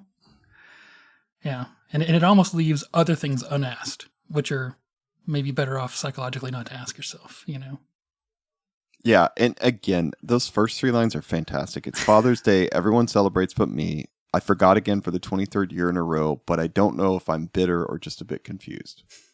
Yeah. Like, damn, that's good. Yeah. Oh, yeah. Great song. I don't know if it needs commentary from us. All right. We're going to skip to Handshake. We're going to skip a couple songs here, 3 songs. None of them are bad, but none of them are great. You know, there's a Comte's Perspective is another one of those philosophical songs, kind of like we had on the EP, you know, with Ecumenical. And this one is Handshake. So you're trying to read lyrics? Yeah, so we're not really going to play the music, right? No. Yeah, I mean, I'll just read them. Everybody will get the picture really quickly. Yeah. When Rick came to talk, there wasn't a dry eye that watched. If you'll stretch the analogy, we've all found liquid cocaine desirous. All of us have fallen for sin. Everyone has struggles with temptation. All of us were wounded. Some of us are dead. Rick acquired the immune deficiency syndrome. Here's my hand. When he reaches 2:30, he'll be gone. He laughed when I said safe sex is an oxymoron. Sure, he's gay, but he swears he didn't get it that way. If sin is sin, you're just another gay book judged by the cover. Whose next page is stamped the end. So here's my hand, handshake. Should I be scared? When Paul grabbed the serpent, Paul's life was spared. So shall mine be. If a needle prick brought this disease, take my sincerest sympathies. You've got 'em, man, and here's my handshake. Will it spread through my skin when my hand touches him? It won't spread through my hand when my hand touches him. Here's my handshake. Watch our handshake. This takes so much history. Because it's a perspective that we don't have anymore. Right. There's still a lot of, like, you know, there's dirty gays, but so much of the you dirty gays in the 90s, in the 80s and the 90s, was wrapped up in the AIDS epidemic. Yeah. And I think it's important to understand that that wasn't accidental. That was manufactured. The Reagan administration, when AIDS started to become basically a plague, like that was killing people,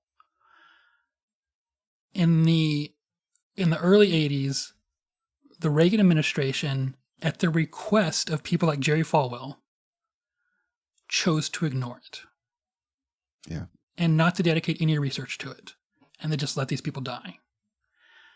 Because it was largely spread through either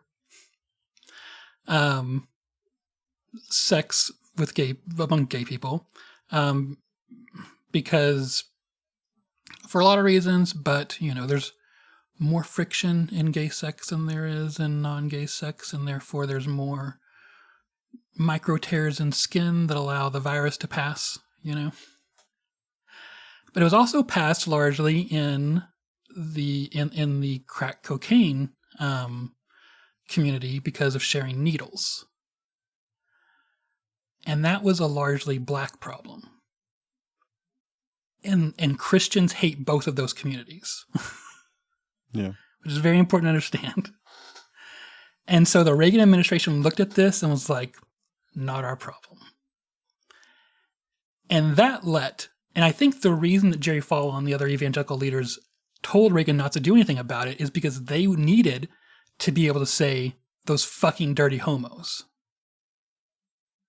To use it as a framing device, this was God's judgment upon them. Yeah. And it became such a gross and used as a scare tactic to such extent that people were afraid to literally shake hands with gay people for fear of contracting AIDS, because we let it exist in the darkness. We let it exist in ignorance. Right. So that Christians could look at them and say, you fucking dirty people. Yeah. And the fact that that was allowed to happen by God, not to mention slavery and all the other bullshit before then, fuck me. If your God fucking exists, he's a fucking monster. You fucking monsters yourself. If that alone doesn't make you look at American Christianity and say, no, thank you, fuck you. Yeah.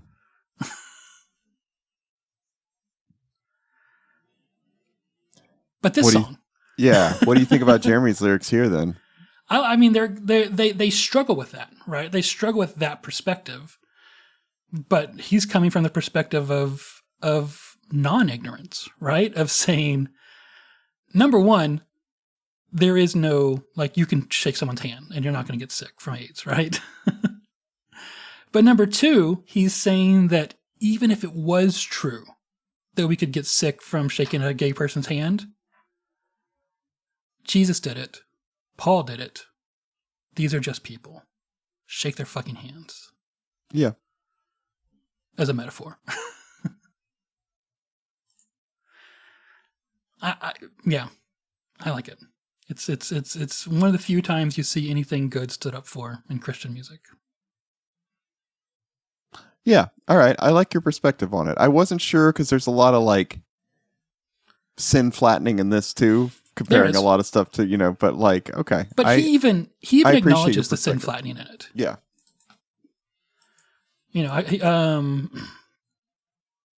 I mean, he does say all of us were wounded, some of us were dead. I think that's more about gay people being gay. The gay people, so many of them got the disease, When he reaches 230, he'll be gone. That's his, I think, T-cell count or something like that. Mm-hmm. It's a sign that they use to measure the progression of AIDS. Jeremy does stick with the, he laughed when I said safe sex is an oxymoron. Just to say all sex is bad, kind of thing. But if sin is sin, you're just another gay book judged by the cover. I think he's acknowledging sin flattening here, right? Saying, I don't know if he's acknowledging it in a good or bad way. I think he's acknowledging it in a bad way, kind of. Yeah. But he's like, all sin is sin, so why are we judging you different than we judge everyone else? Which is a good question to ask. True. So even though it's still kind of gross, at least it's saying, hey, even if I take you fuckers at your word, why are you treating this guy different than we treat everyone else? Why is this sin different? Yeah. Why is Good this point. sin disqualifying for grace? I don't know. That's all I want to talk about. Well, we've got 2 more songs then. Should we go to Confirmation Day? All right. So this one, we're going to get back onto our more energetic songs. So Adrian James was one of the ones that was live, but it was really improved by the live version. Confirmation Day, I think, is not that different, honestly, between the live version and this version, because it actually does bring that energy to the song here in the recorded version. Yeah, this might be my favorite song. Mm-hmm. Yeah. 25 wide road students walking under north extraction fire past the breeze. Butterflies, stomachs empty from a pre-mass fast canvas in hand. Take from road seats.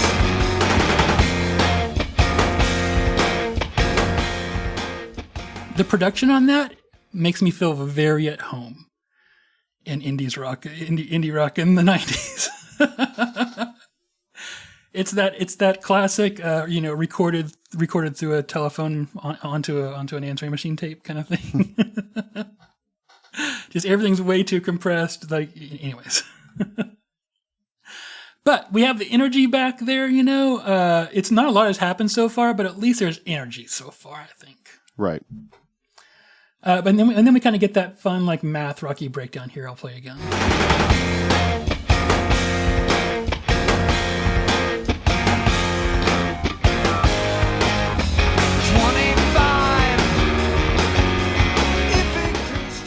And that kind of happens again after each verse, kind of taking the place of a chorus, honestly, in the first part of the song. So I'm going to skip to the end of the third verse here, in which we kind of go into a kind of a guitar arpeggio thing, which will lead into kind of a harder guitar portion. Who is that God you praise for learning so fine from going to church and being saved?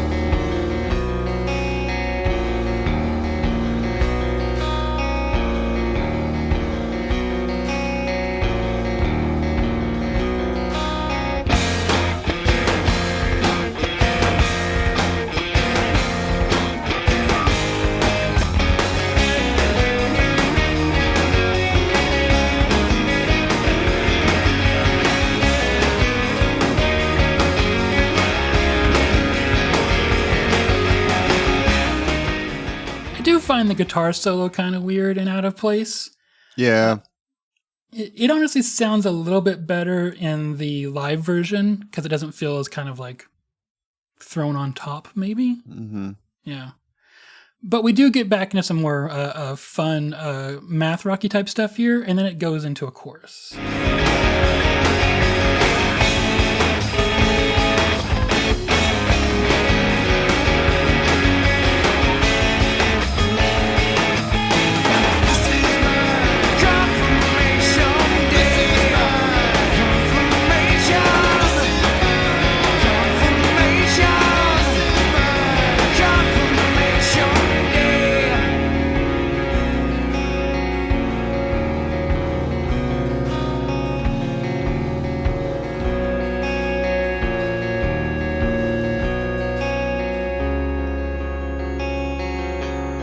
We should all be serving the same God,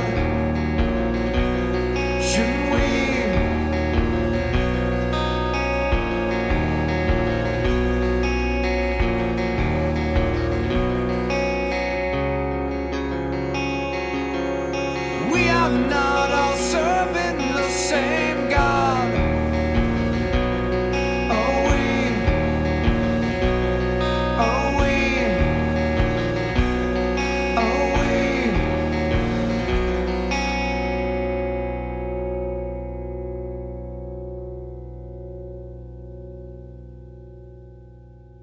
As far as songs on this album go, it's kind of short at 3 minutes and 45 seconds long.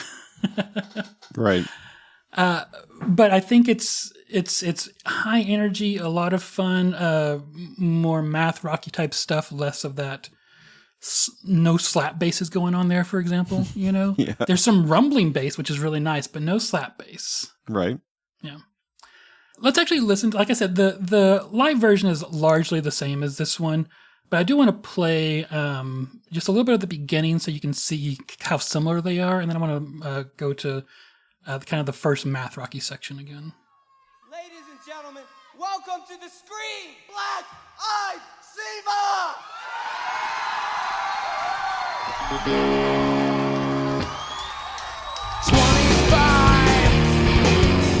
white robe students walking on the Norfolk structure fire.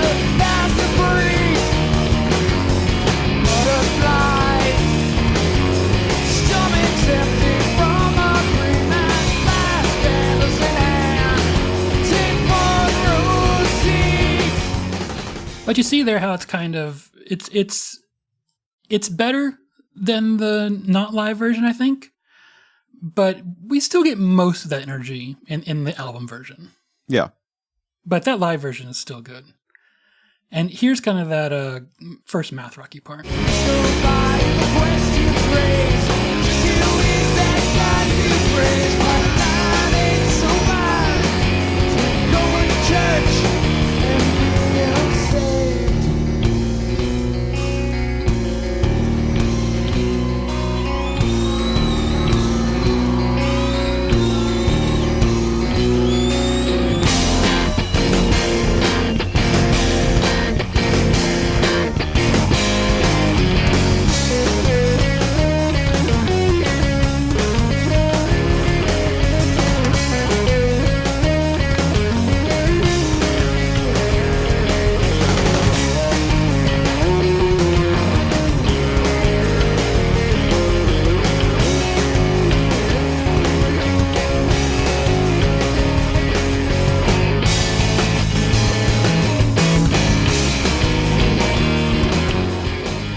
We had to stop at some point, but it's really good.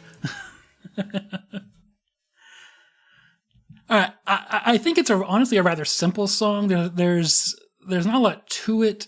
We kind of go verse, fake chorus, verse, and then we kind of go into the math rocky parts in which he eventually screams the chorusy part, which is this is my confirmation day. Yeah. 25 white-robed students walking under narthex structure. And narthex is just a part of a church, like, historically. Probably the first time I've ever seen that used in lyrics. Yeah, so. definitely so. 25 white-robed students walking under narthex structure file past the priests, butterflies and stomachs empty from a pre-mass fast.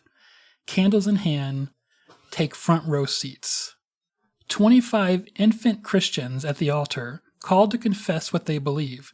Cameras flash and mothers cry. Can they see a new light in white eyes? From their overflowing pews on this Easter Sunday Eve. No howling wind, no tongues of fire. Back to our pew we retire, to an ovation so loud from the standing room only crowd. 3 years go by, and the question's raised. Just who is that God you praise? Finding the line ain't so fine between going to church and being saved. This is my confirmation day. We should all be serving the same God. Shouldn't we? We are not all serving the same God, are we? Interesting questions. So, is this song about kind of like he thinks a lot of these rituals are hollow and don't really have meaning? I don't think so. Oh, okay. I think, because these guys are Catholic. I think, I don't know if we ever settled this in the last one, but I don't think we ever got a good answer. But there's a lot of reasons to believe in the different different lyrics of theirs that at least Jeremy is Catholic. Or maybe was raised that way. Grew up that way, yeah. Yeah. I don't think he's looking down on this at all. Interesting. Okay. That's my take, at least. I think it's a little bit of a celebration, I took it as he was looking down on it because he says, "Are we serving the same God?"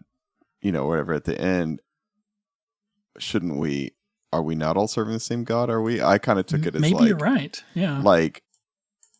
Because he says, "No howling wind, no tongues of fire. Back to our pew we retire. To an ovation so loud from the standing room only crowd." I kind of took it as this is just rote tradition. Interesting. I'm not sure we're serving the same God, but okay. But I could see it the other way too. All right. I took it as not all statements of faith have to come with howling winds and tongues of fire. I love that. I hope that that's what it is. Yeah. I'm a little afraid that you might be right now that you pointed out. Yeah, because I took it more as I remember growing up in that and not that what we were doing was somehow groundbreaking, but these rituals are hollow. Yeah. We need to experience real, authentic Christianity. Which looking back, I'm like, what did that mean? We got more emotional during the service something, right? And that all these traditional things are bad, which now I'm like, I see a lot of beauty in the tradition. Me but too. I remember at that time wanting to be like, that's just religion. That's not really God. Right, blah, yes. blah, blah, blah, blah. Yeah. So that's how I took this, but I don't know. And I hope it's what you're saying, because that would be much better. You might be right, because and it might not, you've pointed out, we are not all serving the same God, but there's also a line, 3 years go by, the questions rage, just who is that God you praise? Finding the line ain't so fine between going to church and being saved. Right. So maybe you're right. I think you're right. Then when I read that, I thought oh, that's what I took it as. Yeah. But I don't know. I mean, I hope I'm wrong, and I hope that your more positive view of it is okay, because that would be much better. Yeah. But I do, my original interpretation of these questions at the end is kind of, he's saying we should all be serving the same God, but then he makes a similar statement in Ecumenical on the EP that led us to a conversation of, and we're going to have this conversation again, who gets to choose the right beliefs? Yeah. Where does the line between different gods get drawn? Do all Abrahamic religions worship the same God? Do Catholics and Orthodox and Protestants worship different gods? And, which gods are we going all in on? Like, how do we arrive at that? If we're talking about something that's the difference between heaven and hell, historically that has been seen as justification for rising the stakes here to war. And why wouldn't it? If we're talking about the difference between whether or not people who are going to send a bunch of people to hell, I don't mean a bunch of people, I mean most people. If you let the wrong religion rise up, and that religion is going to send a bunch of people to hell because they believe the wrong thing, then war seems justified. It seems not just justified, but it seems necessary. Right. It's funny when you're in this, the little differences seem huge, right? Mm-hmm. Orthodox, Protestant, Catholic, all this. And now when I'm out of it, I'm like, oh, it's not really that different. Yeah. Right? It's weird. That's something that gets pointed out. I'm a huge, nerd when it comes to early church history, And something pointed out quite often is that people, Christians these days think that, the Pharisees were, the worst enemies of Jesus because he comes down on them all the time, But Jesus was basically a Pharisee, right? The reason Jesus had the most to say about Pharisees is because they were actually the most like him, right? Right. So it's where he felt the need to draw the fine lines of distinction. The people that are just doing the temple cult thing, fuck them, But the people who are trying to follow God and making mistakes at it, that's something we need to discuss, And so people think these Pharisees are these weird people who Jesus was nothing like, and no, it's the most similar people to things he was preaching, Because we have the biggest disagreements or the most passionate disagreements with the people who are the closest in belief to us, honestly. And we just have these small differences. And it's easy to say, we just need to believe the same thing. But who's going to give? Right, exactly. Yeah. Which is one of the questions, like the question that I said keeps getting asked over and over through the album is this one, right? Like, who gets to decide which is the right belief or not? Mm-hmm. Because there is a lot of call for unity. But what does that mean? Yeah. Yeah. All right. Good song, though, even if it does get a little hairy as far as the lyrics are concerned. All right. We're going to do our last song, Nail Holes. I mean, probably shouldn't surprise you what this one was about, but... So this one starts off with some plinky guitar type stuff, and it's not as offensive as the stuff that I was making fun of at the beginning of the album, once again.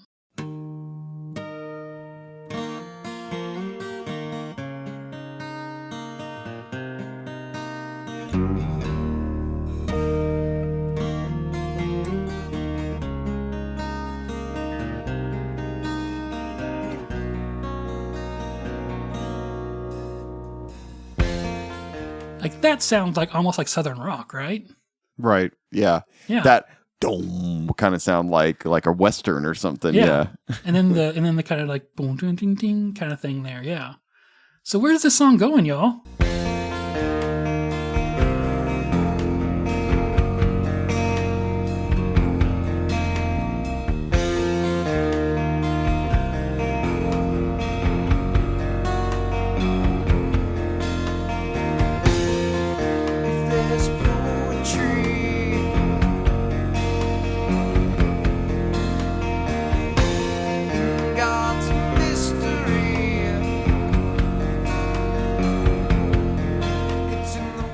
I love how subtly the lyrics come in there. You're just kind of like following the guitar, and then all of a sudden you're like, did he say something?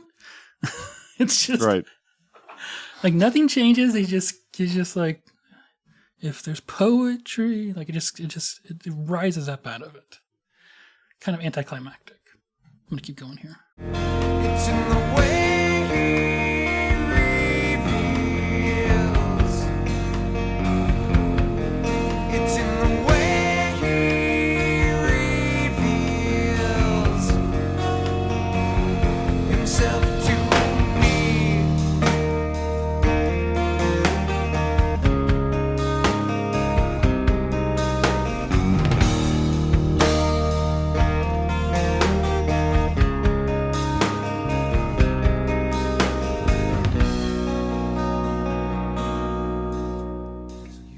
And we go back into that intro guitar thing there, and you're like, this still sounds a little like Southern rock. Like, I don't know where this is going. Right. And this is one of the things that I think makes this album so universally liked, maybe, is that you can come at it from so many different angles and find something in it for you. Yeah. Because this is not like, it's going to do something a little bit different here. I'm going to fast forward a little bit here to where things change up. We're going to basically go through another verse, and we're going to skip through another verse and chorus. Tommy's soft nail holes. Tommy's soft nail holes.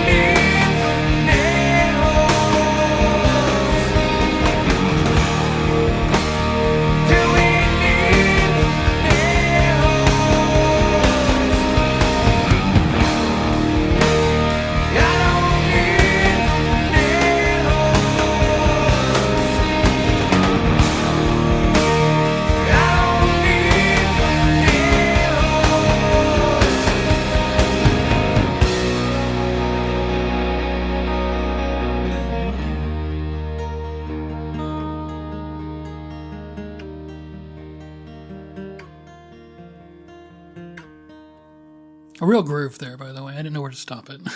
Yeah, there is some nice kind of groove on this. It works. I really don't like the lyrics, but we can come back to that, okay? Yeah, but I do some of the kind of jam stuff again. I think works. Yeah. And like, as people coming from the indie rock, math rock scene, I think we look at that and like see the math rock in there, right? And it's nice. Yeah. But if you're coming from Southern rock, you're like, this sounds a little bit weird, but I'm okay with it. Mm-hmm. You know? And it walks this weird line of like, it's good, and you're fine with it no matter, like, you can come at it from lots of different angles and be like, yeah, good song. Yeah. You know? I don't know. It's nice. I never realized there were background vocals on that right there until I was listening to it with headphones. Yeah, they sound good. I wish we heard them more. Actually, I noted that in my notes. I was like, "Oh, this is good." And they're just super simple though. Like, I'm gonna play them here for you.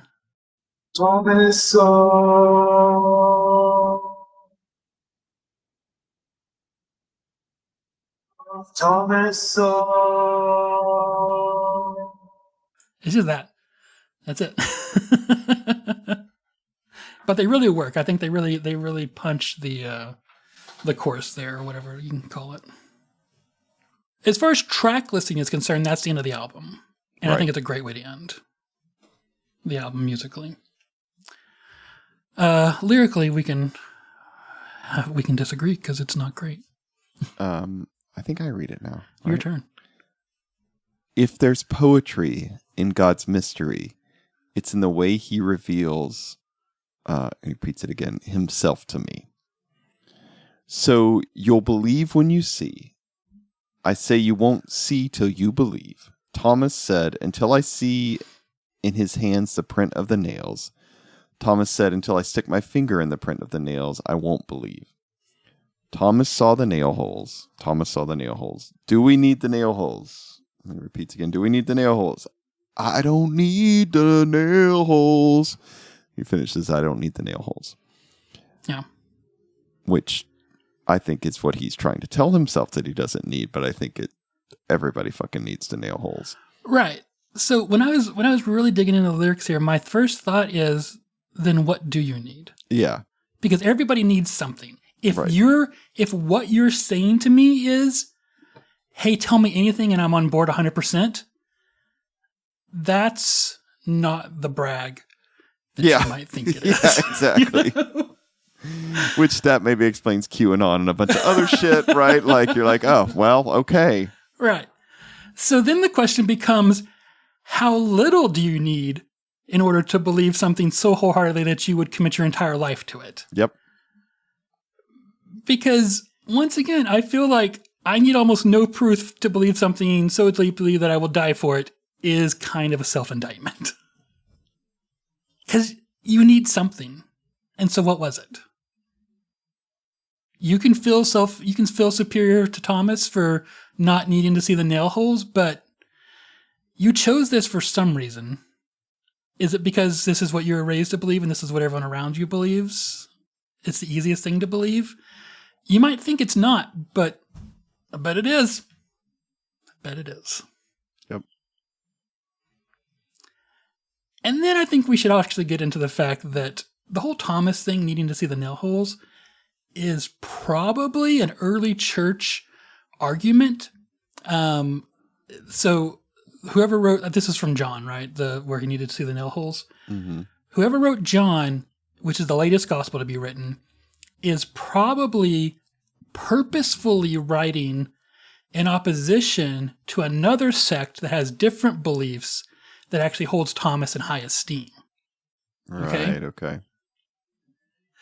And so this probably isn't even something that happened. It's probably, I mean, obviously it's not something that happened, but but like, this is just storytelling to say, fuck you guys, Yeah. You needed to see nail holes where I'll just believe fucking anything. All right. Kind of a weird note to end on.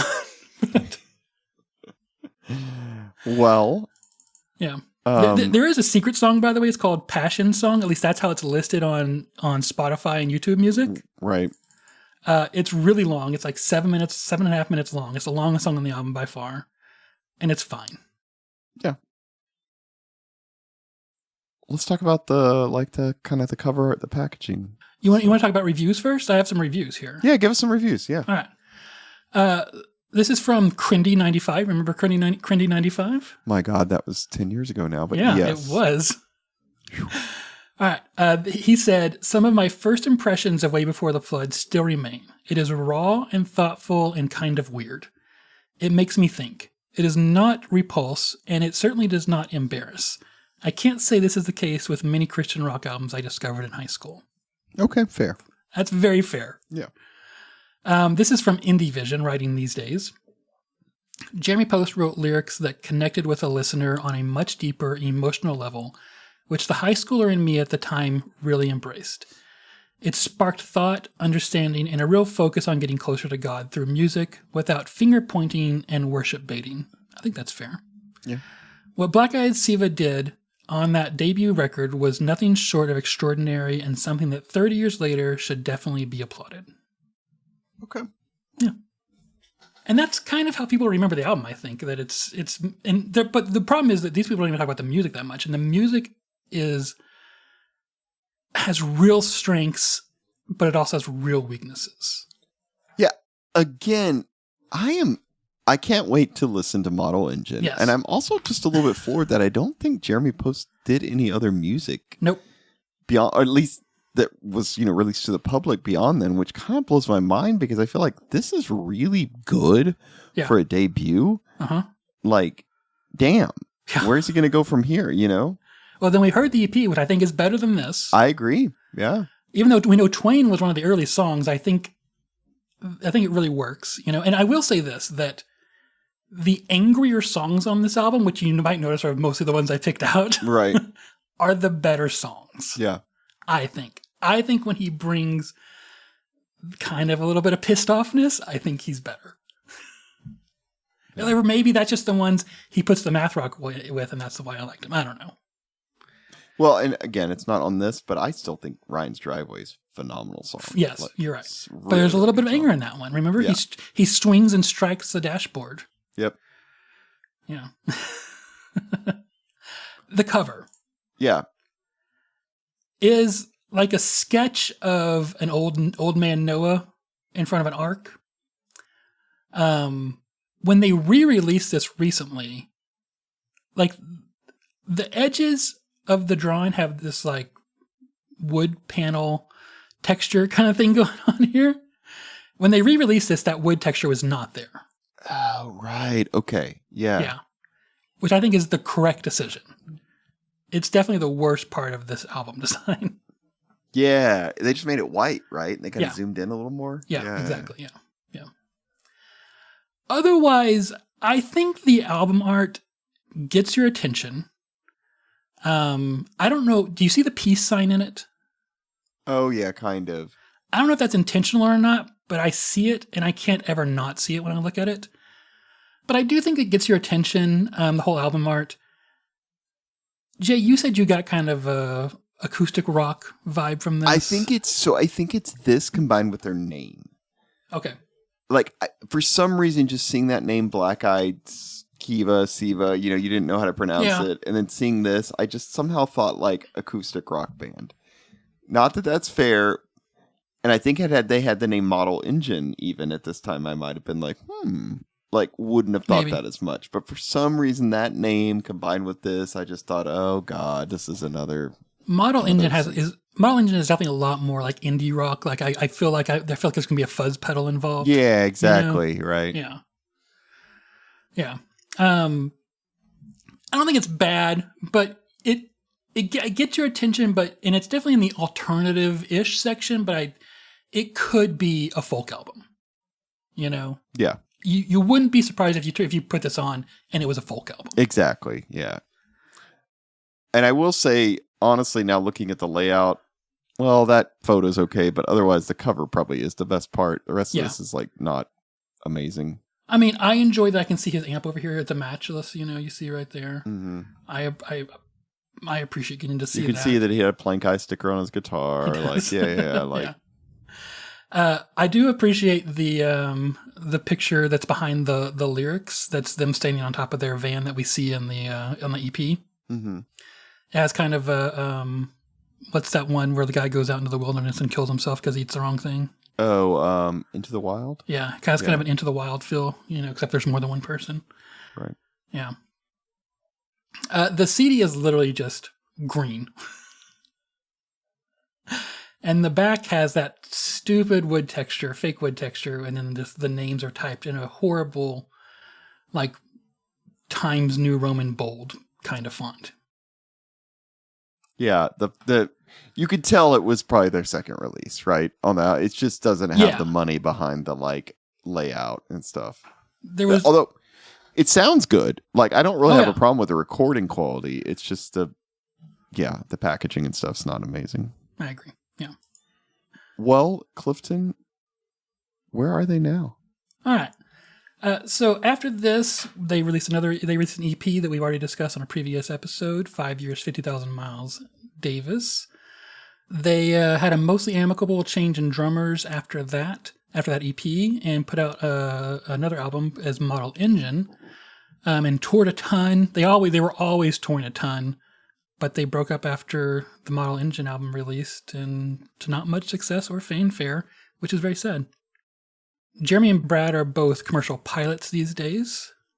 In that Tom Fest thing, the Instagram thing that you sent, Jeremy said that he actually used his last check from the band, basically, to get his pilot's license. And that's how he became a pilot. And he said that these guys still play together, but we just don't get to hear it. Wow. Yeah. So like I said, Jeremy was at that most recent TomCon in October 2025. The convention was recorded, and hopefully we'll see more from that. But at the current time, we really don't know that much from what happened at the convention. I found Brent Nims, or I found a Brent Nims, I should say, that's associated both with a ministry in Oxnard, California called Gabriel's House, a program of the Kingdom Center, which looks to be like a women's and children's shelter, and Nims Media, which describes itself as creative digital media services, including design, development, and filmmaking, with 20 years of experience in telling brand stories. And it seems pretty good odds that is the Brent Nims from this band. Right. And that's all I know. Okay. Well, I think that's more than we knew when we had the EP, so that's good. Is. Do you have an award? I do. I'm going to give this the Fuck It, Let's Do It Live award, because I wish this had more of the live energy. Yeah, and I kind of wish we'd seen this band live, right? Back in the day. And I wish there was like more YouTube stuff, because it's just little pieces right now. There's not a lot out there. Yeah. Yeah. If you have live footage of Black Eyed Sceva, put it up. Stop hoarding it. Right. Assholes.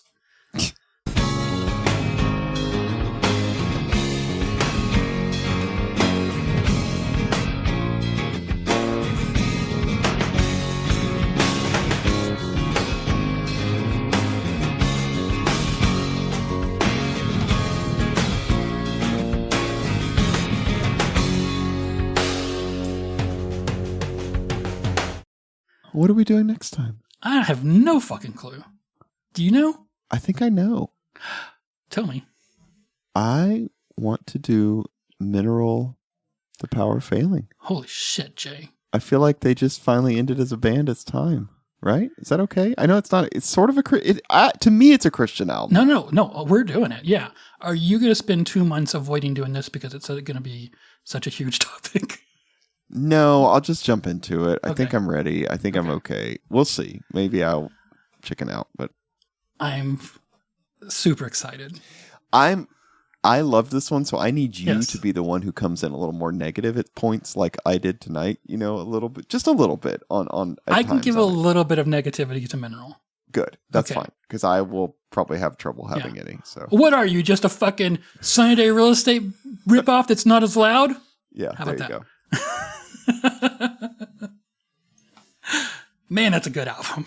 The problem is that so much of their great songs, though, are like on EPs and 7 inches anyways. Yeah. Well, we will. Maybe we'll get to it. explore some of those, too. Yeah. All right, cool.